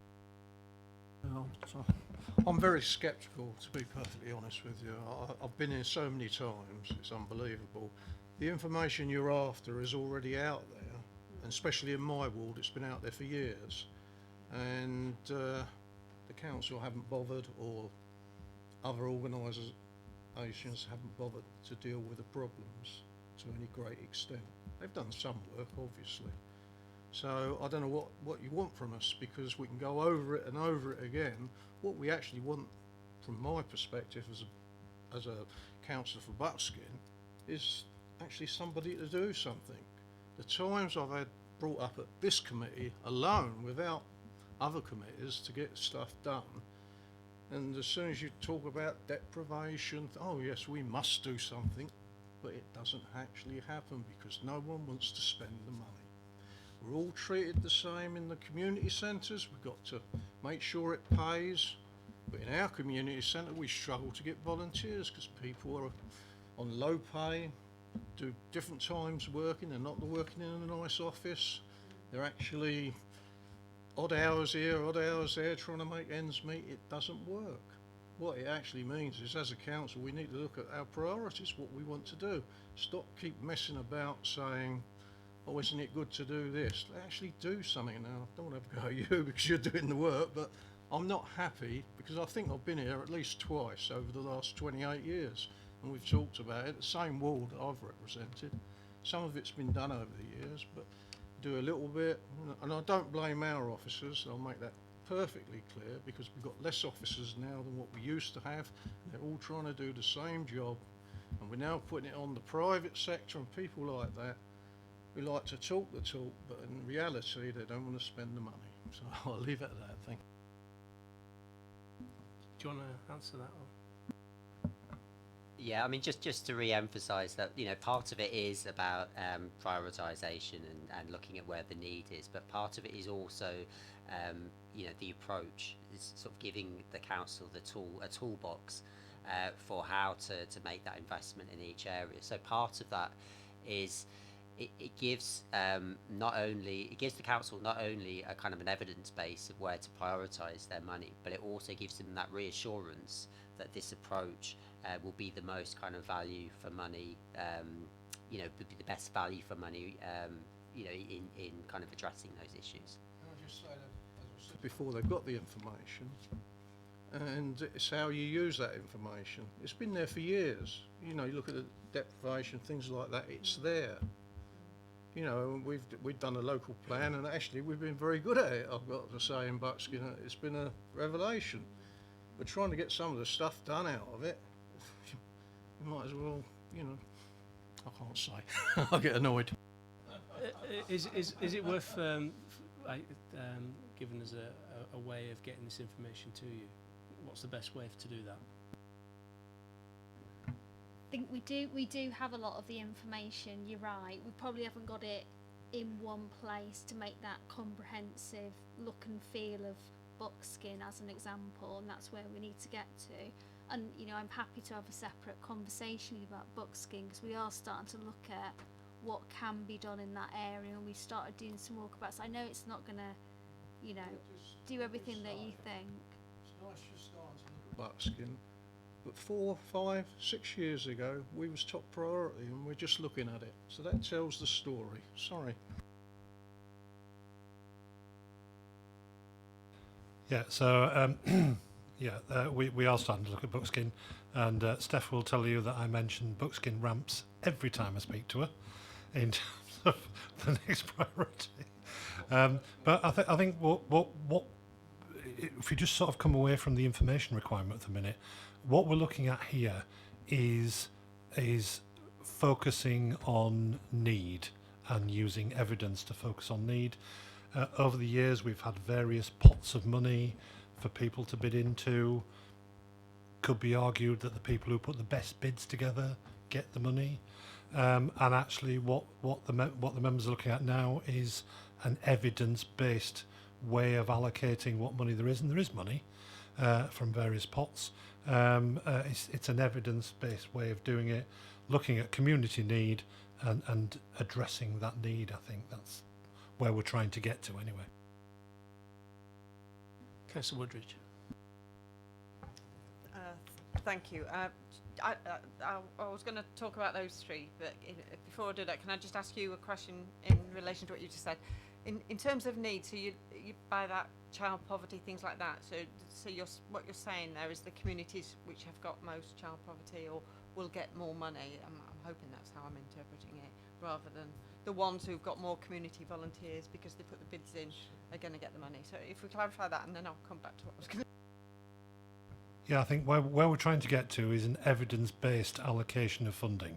So where the need is, where the requirement is, will give us the right idea of where to spend the money, or will give members the right idea to spend the money. Sorry, and in relation to those three questions, then I mean, I think I'm trying to answer them. I suppose I'll go stop like you do with the third one. I think it's the easiest one. I mean, it's an obvious thing, but I think if you look at social landlords sort of in the borough, they may have residents groups already operating, whether it be in older person schemes or possibly in, you know, even more sort of general needs sort of specific groups that potentially are operating, or who they may be able to invest money jointly approach to what's happening as well. So I think that would be one way forward. The churches, always say the churches, that are often church members are overstretched and doing a lot of work, but even if they can't offer more sort of on the ground sort of help, they might be able to give you key people who may be able to get involved. So I would always say that they're a good source of to go to. And it's a real shame that sort of things like children's centres have gone now, because they were always a really good source of community and offshoots going from children's centres, but obviously, unfortunately, over the last few years, they've all disappeared. So that's probably what comes to my mind with the third question. Sources of information and insights, I would say information like that, how many sort of age groups we've got, so how many sort of teenagers there are in a ward, and is there a youth club, and but I think I know from our ward there's been a really successful youth club up till recently, but for whatever reason it's just petered out a bit. I think a lot of them have just got to a certain age and moved on. So it's, you've got to be mindful it's a moving beast as well. But so any information like that isn't set in stone. So and I think it's it's always the danger to take that and think, oh well, they've got a youth club so they don't need one, but actually it could peter out within a few weeks, that sort of thing. Often they lack funding and it's easy for them to peter out, and often they're based on volunteers, and again they can just move on. So I'd say that's the second one. I think the first one, I've pretty much answered them all, I think, as much as I can think of at the moment, but yeah, I'm sure other people have stuff to say. Thank you. Councillor Taylor. Thank you, Chair. Although I share a certain amount of cynicism, I suppose, in a way, I think this is actually quite an important bit of work, because we've got to take into account also the latest Billy Whiz NHS idea of social prescribing, and presumably lots of these community groups are going to have to support this social prescribing. And for me, a key issue will be that those urban areas in the town are going to struggle to have those social prescribing facilities, whether it's Weight Watchers clubs or any of those sorts of things, because we don't have the facilities, we don't have volunteers, and so on and so forth. And I would say, in terms of information, in terms of partners, urban wise, you haven't got the parish councils, so you do need to talk to all the community groups, the committees that run the various village and church halls and community centres, because they do know a lot, the Scouts group, and everybody and anybody like that. We do need very strong demographic information to make information-based decisions. I'm very keen on information-based decisions, so that's why I think this is an important piece of work.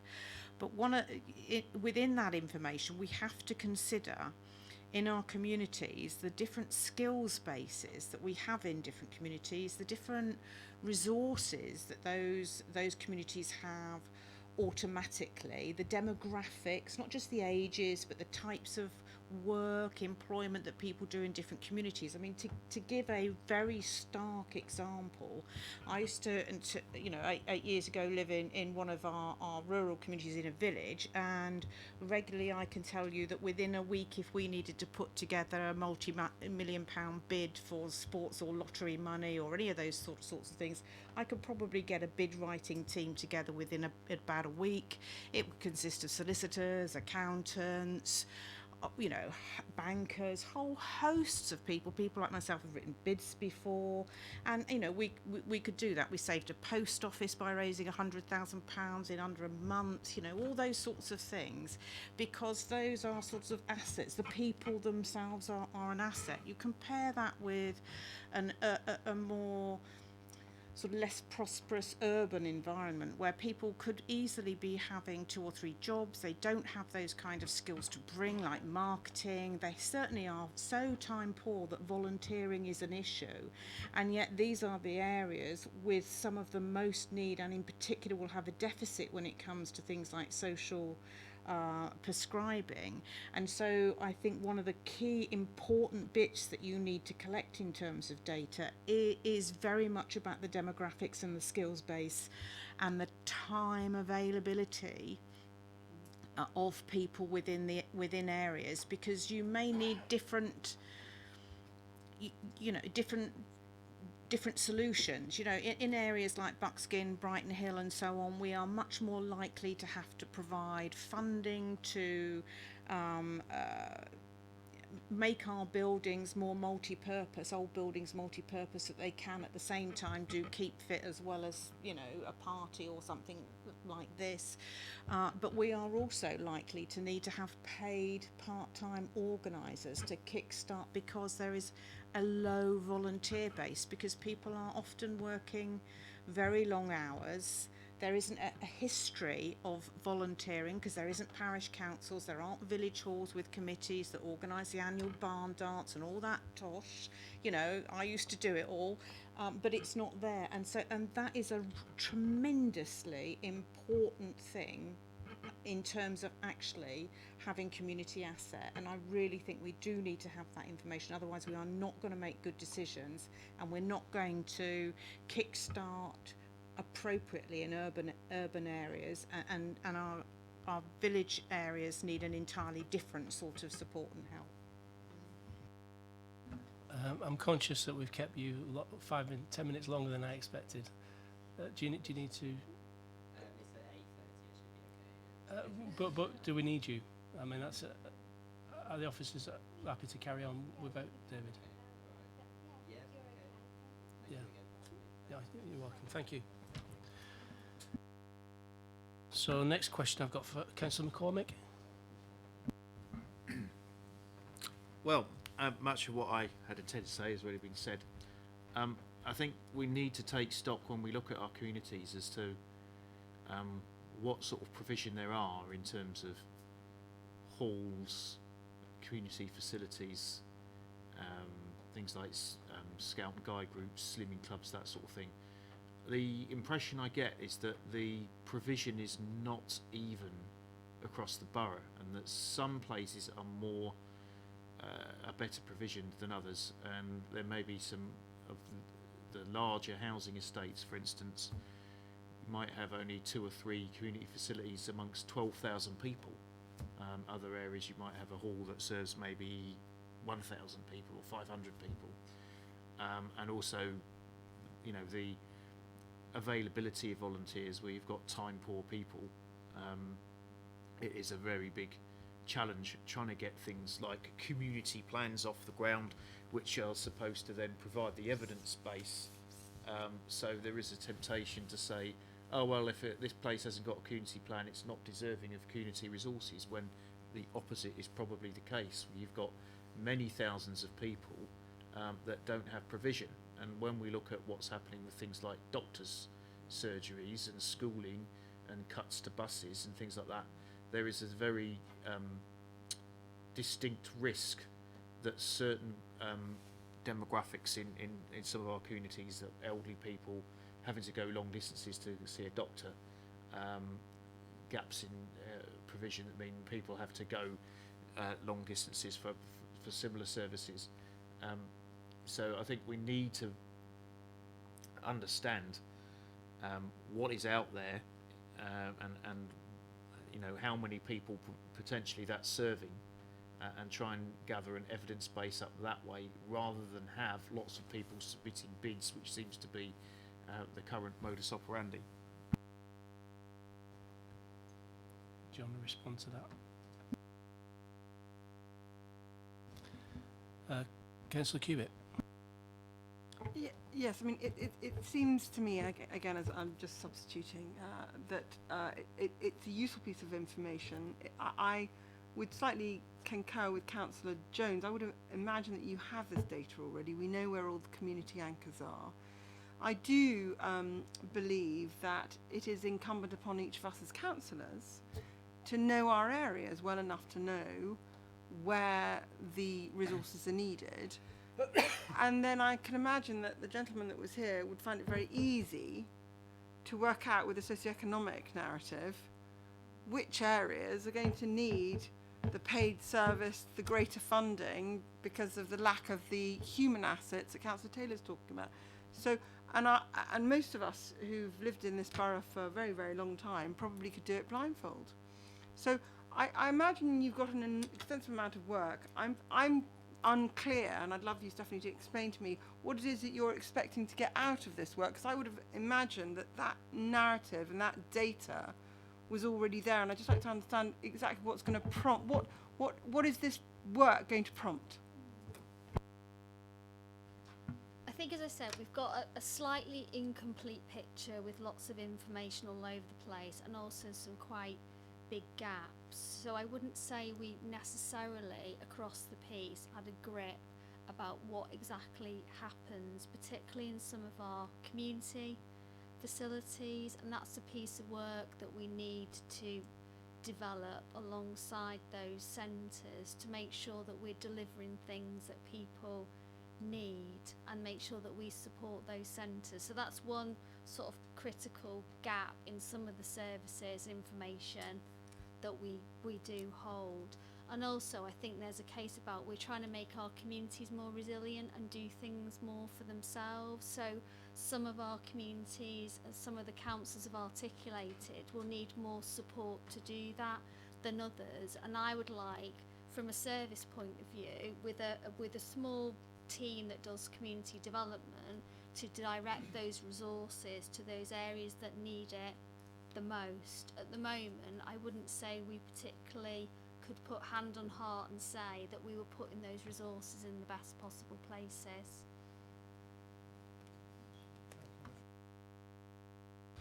Yeah, so I think I absolutely echo all of that. I think there's another couple of valuable effects of this piece of work, bringing all that evidence together of not only what's needed but what value it will add to justify the expenditure of council funding, but also in order to justify Section 106 ask, we need clear evidence of what's needed, where and what value it will add. And in terms of external grant funding applications, we need again that clear evidence base that says not only what's needed, but what the value add is in terms of social value in justifying this particular investment, grant funding, whatever it is. So I think it's a really important piece of work, not only in allocating council money to where it's needed and can add best value, but also to external ask. Councillor Frost. Thank you, Chair. Thanks very much, Neil, for some clarification there. One of the things that I'd also like, okay, and I think it would probably help my colleagues across the table, but I'm sure they will be the first to either agree with me or disagree with me, is some pool of people that will happily volunteer some of their time, not always, okay, to actually help write bids. Okay, so that if there is an area, okay, where we have high deprivation indices, okay, and they want to apply for community funding, you know, they say we get, well, you have to put in a bid for that. Well, how do you go about putting a bid together? You know, how do you do this? So it's worthwhile having a pool of people who, you know, and it needs to be quite a deep pool, because, you know, we're hopefully asking people to volunteer their time here, okay, and actually help guide, you know, residents and community groups through the bid application process. So we do have BVA, Basingstoke Voluntary Action, who has got a significant grant from the council, who we're currently working with to look at how we can make sure those services offer exactly what you're talking about to our community and voluntary sector organisations in terms of supporting them to help funding bids, as well as the team within the council that will help to signpost and write some of the sort of the smaller grant applications. What we need to do is make sure that we're supporting the right organisations across the piece with the right bids, and also we encourage some of our organisations to pull together and not necessarily compete against each other in really smaller pots of money with competitive natures. So I think there is a lot of work to be done, and we're on the journey to do that, but there's still much more that we could do to improve. Yeah, thank you, Chair. It's can take you by surprise sometimes, can't it? Okay. Thank you for that. Okay. Yeah, I understand entirely that you don't want, you know, people competing. However, okay, that as soon as you put in a bid process, you are going to have an element of competition, okay, in there. So one of the things that I think the council will have to justify is the priority list. But I still feel that, you know, where you have areas that are time poor, okay, and they don't have the expertise to be able to, you know, to create a bid-winning bid, okay, that they need help, advice, and if necessary, hand-holding. And we need to be aware that that pool is there. I don't know about any of my other colleagues. I knew BVA did a lot of things. I was not aware that BVA actually helped with the bid writing process. I just wasn't aware. Thank you very much for filling in that gap, you know, but it just goes to show just how important, okay, it is that you actually put the BVA down there for, you know, for approaching for help with writing bids. Thank you. I was talking about bidding for external funding besides the council, and it's not necessarily about it's a competition, but I'm just saying there's increasing pots and increasing demand. I think the thing for us and working with BVA is we want to handhold groups to apply for funding and help them, but eventually we want them to stand on their own 2 feet so that they can actually then go, actually I feel a little bit more confident, I can go off and I can get some money on my own and I can carry on. Because otherwise we've just got a dependency culture and we're trying to move away from some of that to more enabling. Thank you, Chair, and please bear me, you know, thank you for your forbearance. Yeah, I agree with you. Okay, we do want to, you know, help people help themselves. However, okay, if we have people that don't know how to help themselves, okay, we've got a teach a man to, oh sorry, a person to fish, okay, before that they can feed themselves, rather than just be given a fish, okay, and then they're the next day wanting a fish.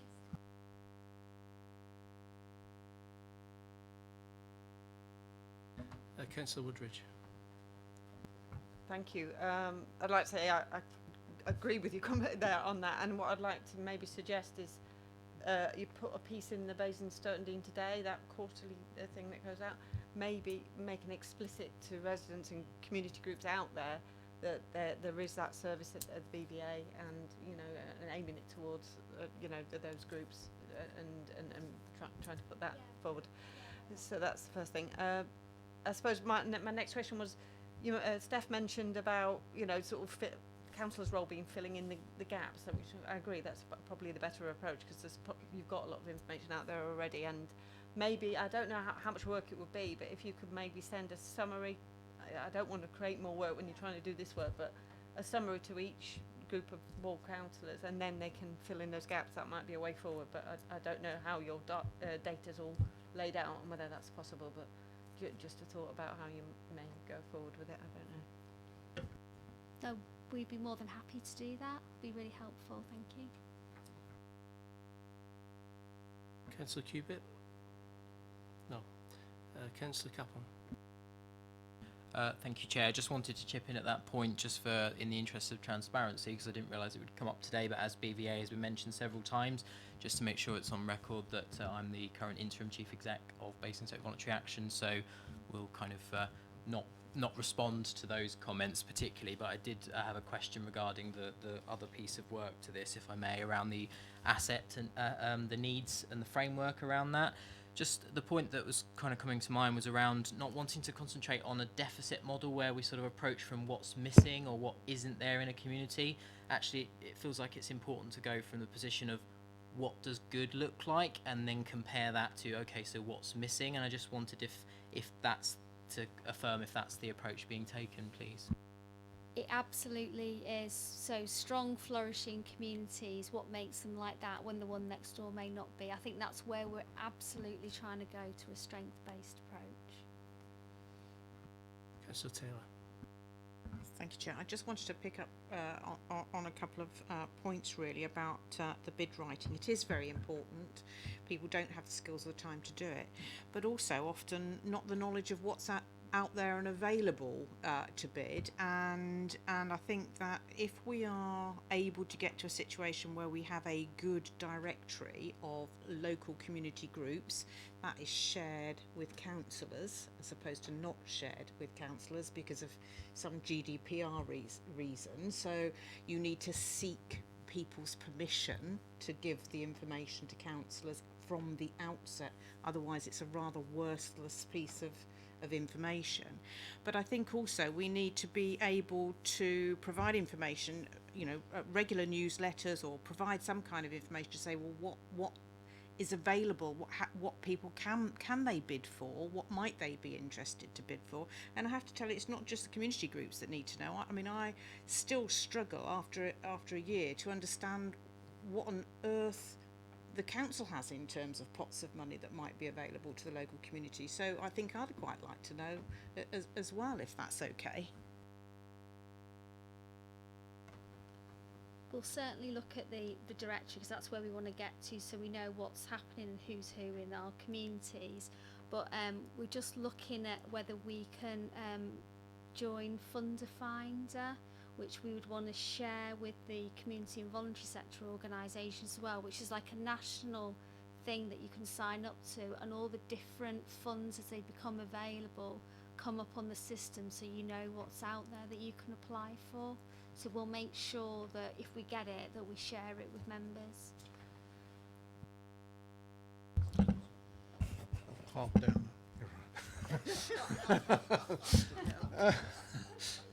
down. Something I think we should be looking at, and perhaps you need to look at it, I don't know what you personally, but the council, is the cost of running our community centres.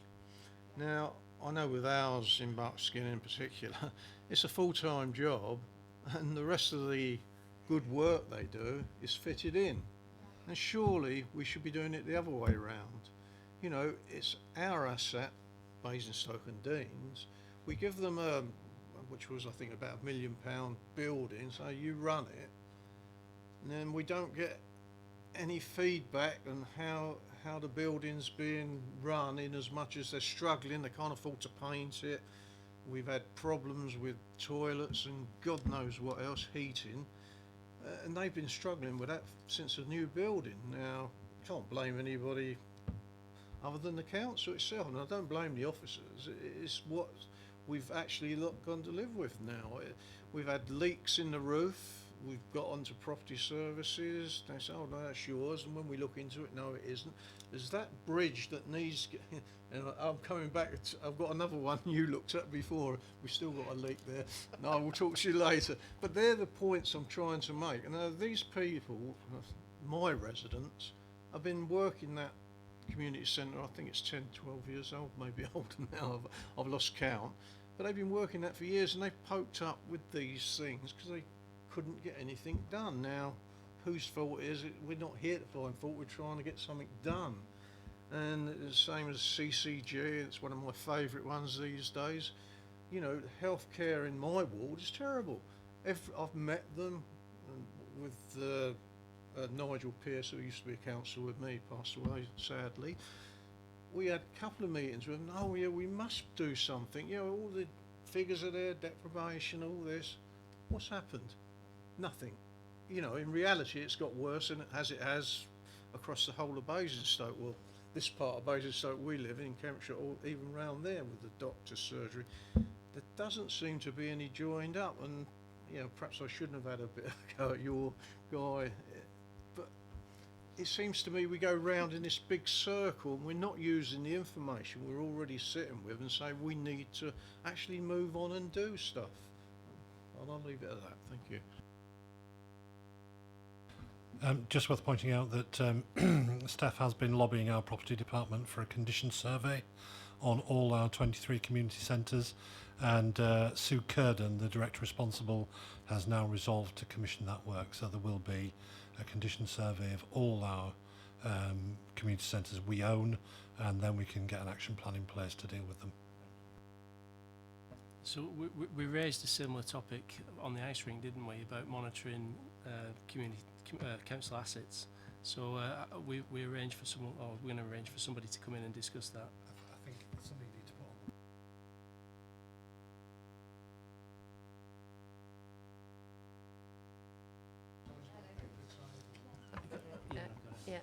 put on. Thank you, Chair. Sorry, just there.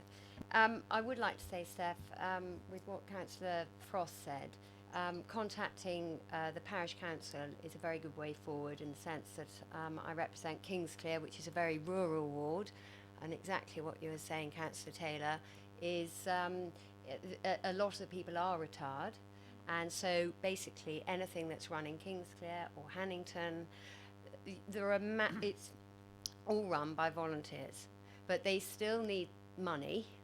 And they get a lot of enjoyment out of it. It's amazing. They get a lot of pleasure. But what I would say is when you contact the parish council, and when they sort of say, right, for instance, Steph, as you've seen, I've pointed them out, the village club, for example, there are so many clubs that are offered every day. It's chock-a-block with clubs run by volunteers, whether it's Move It or Lose It, the library, all totally run by volunteers. I wouldn't say they don't need funding, and one or two have come to me and said, gosh, we need some money. So the first thing I've said is, right, send a report, explain exactly how much money you've got, what you need it for. The fund I know about is the lift funding. But before I became a councillor, I did a lot of research on grants. It's a mine world out there. On the website, there are so many different grants. And when I was on the parish council, there was one particular person, he'd always come up with a different grant, a different pot of money. So I totally agree, you want one pot so we all know where to go rather than wasting time on the research. But I would say that the voluntary sector, as amazing as it is, they still need a bit of help. For instance, in the rural areas, the youth club in Kingsclear is struggling. And in the rural areas, you really need a youth club. Otherwise, they're just sitting around in a field, encouraging the youngsters to come and join them and do whatever. So contact the parish councils if you need any help on that. And also I should ask them how many clubs, how many volunteers. And I was absolutely staggered in the village club, for instance, in Kingsclear, how many clubs ago that all run by volunteers. I mean, it's staggering. It's one thing I've been amazed by. So hopefully that will help. Right. Is there any more questions? So, I mean, there's a lot of information came out there. So I'm guessing we need some sort of instruction from you on how to convey the information we're going to get from communities, parish councils, churches to you in a way that you're not going to get swamped with information. So if we send something out, just something simple that you could provide the information back to us, and we'll make sure that we contact the organisations that you've mentioned, and we'll see you in September, if that's okay, with a draft framework.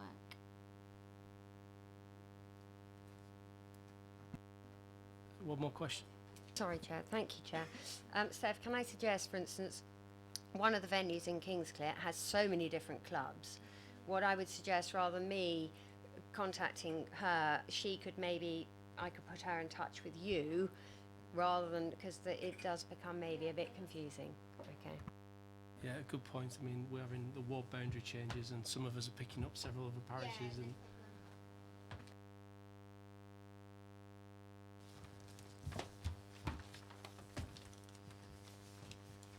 okay, I'll go on to item 7,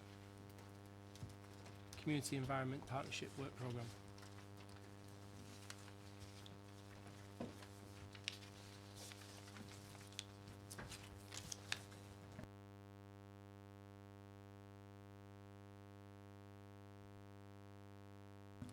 So for the next for the next meeting on the 25th of September, we've got an update on the ice rink, and there's been Councillor Frostwood.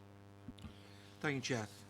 As Chair of EPH and also a member of this committee, I was in receipt of a workstream request form from Councillor Michael Westbrook on care leavers and the corporate parenting responsibilities, which, after consultation with officers, it was felt that was not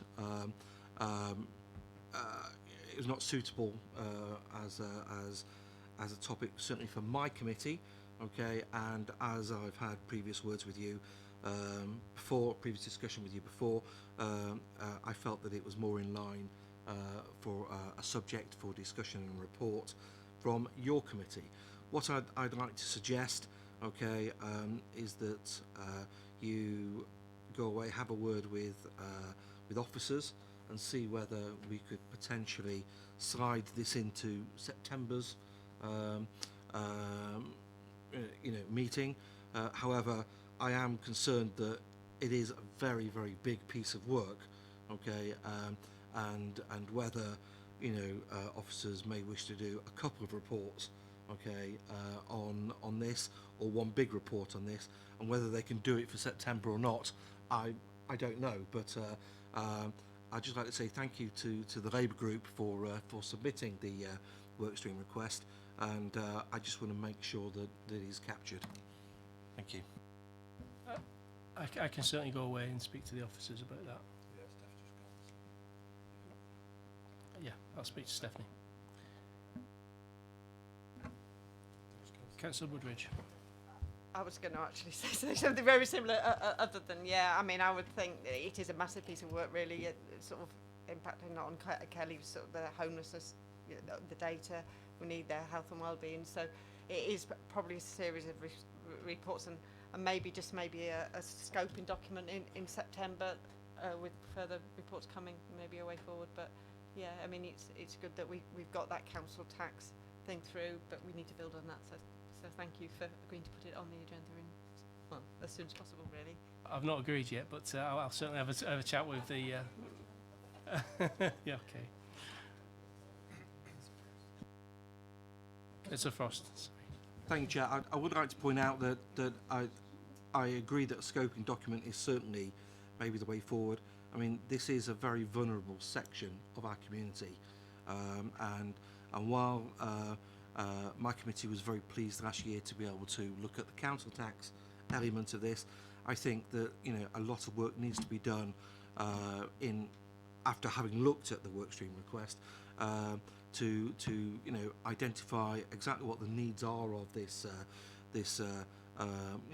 potentially vulnerable section of our community, and to see exactly what our corporate responsibilities are, and see what we can do as per the workstream to actually mitigate those responsibilities and make sure that we are meeting the parenting responsibilities of our care leavers. Thank you. Would you like to respond to that? No, other than we will look at it and get back to you. It's not my area of expertise at all, and I realise it's incredibly important. So we'll get back on that one. Just while I'm on chair, there was a piece of work came out from the conversation earlier around council policy, around how it handles its investment estate and how it's managed, that members were keen to take a good look at.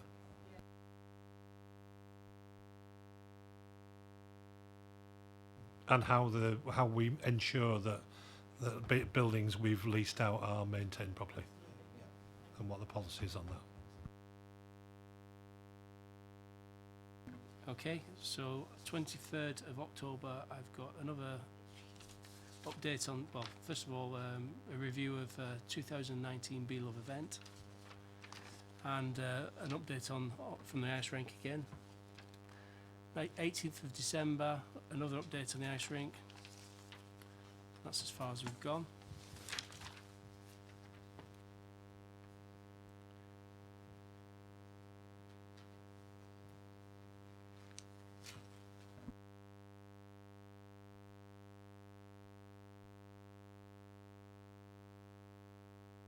So, are there any comments on the work programme? Councillor Cormick. Climate change, but I'm not altogether sure when we'll be tasked at looking at that.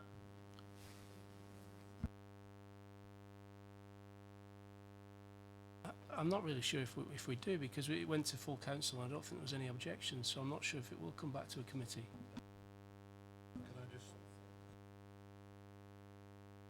Yeah, so the motion to full council was recommending that the executive take a decision to declare a climate change emergency.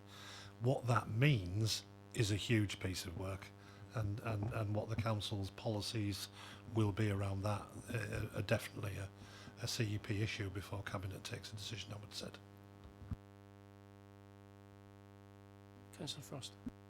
Thank you, Chair. Regarding the climate change, I'm just wondering whether, it, because it is such a large amount of work to be done, whether it would be, worth asking officers for again a scoping document just to make sure that we actually cover all the bits of work that we want, and at least that way officers can then go away and crack on and do the work.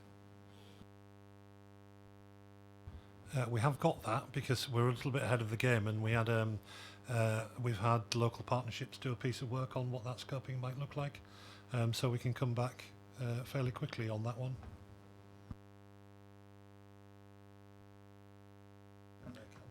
So we'll have a chat about putting that in on a date.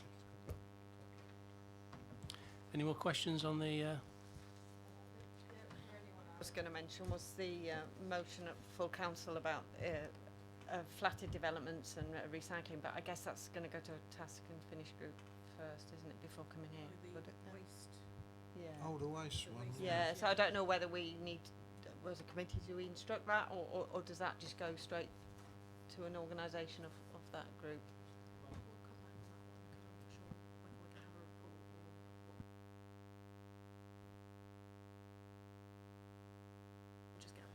We can come back on that. On that, we did have a task and finish panel for that, and it may be good to resurrect that one to have a look. Well, that's what was recommended, part Yeah. of the motion at full Yeah. council. Yeah. So I don't know whether that's instructed from here or whether you go back to the motion.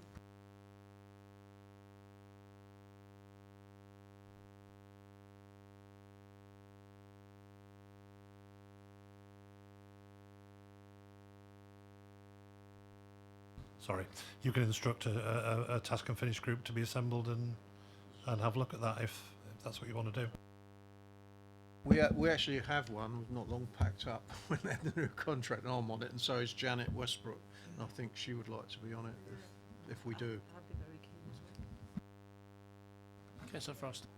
Thank you, Chair. I think having a look at resurrecting the old task and finish group is a fine idea. I mean, they're the people that obviously they did quite a lot of work before it actually, finished, and really it seems to me like this is almost a small extension on the work they've currently done. So I think it would be, I think it'd be a very fine idea to actually, get that task and finish group reconstituted. That's of course, if everyone on that task and finish group wants to be on it. Okay. I'm in full support.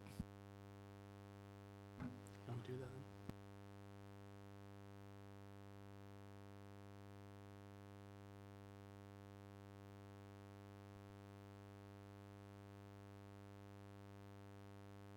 Okay. Is everybody happy with that? Oh, sorry. So it would go to council, and then from council it would get instructed to come to a meeting. I mean, do you want to? So as the motion was agreed at council, the next agenda, that motion will come onto this agenda, and then we can decide what we want to do with it.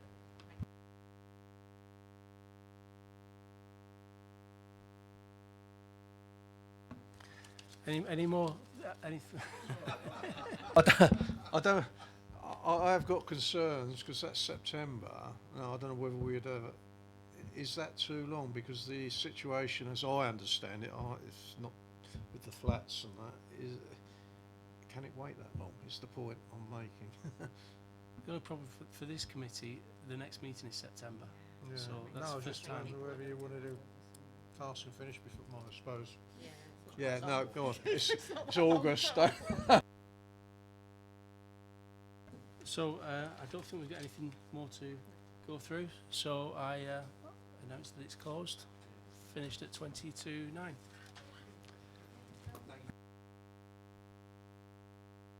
Sorry, Chair. It was almost closed. Almost close. Sorry about that. We do have some task and finish groups at the moment. We have one for the GP mergers. As of yet, we've yet to succeed to fix another date for it, and we also didn't appoint a leader for that, so we might need to do that. And also there's CSPO task group. So far it looks like we've still only got nominations from the Labour group. I don't know if that's still the case, and if it is, I propose we don't waste further time waiting for nominations from other parties and just get on with it. Is that okay? I think we should probably go back to our leader and ask if anyone's been appointed first. Right, I'll do it. We'll make sure it's done again.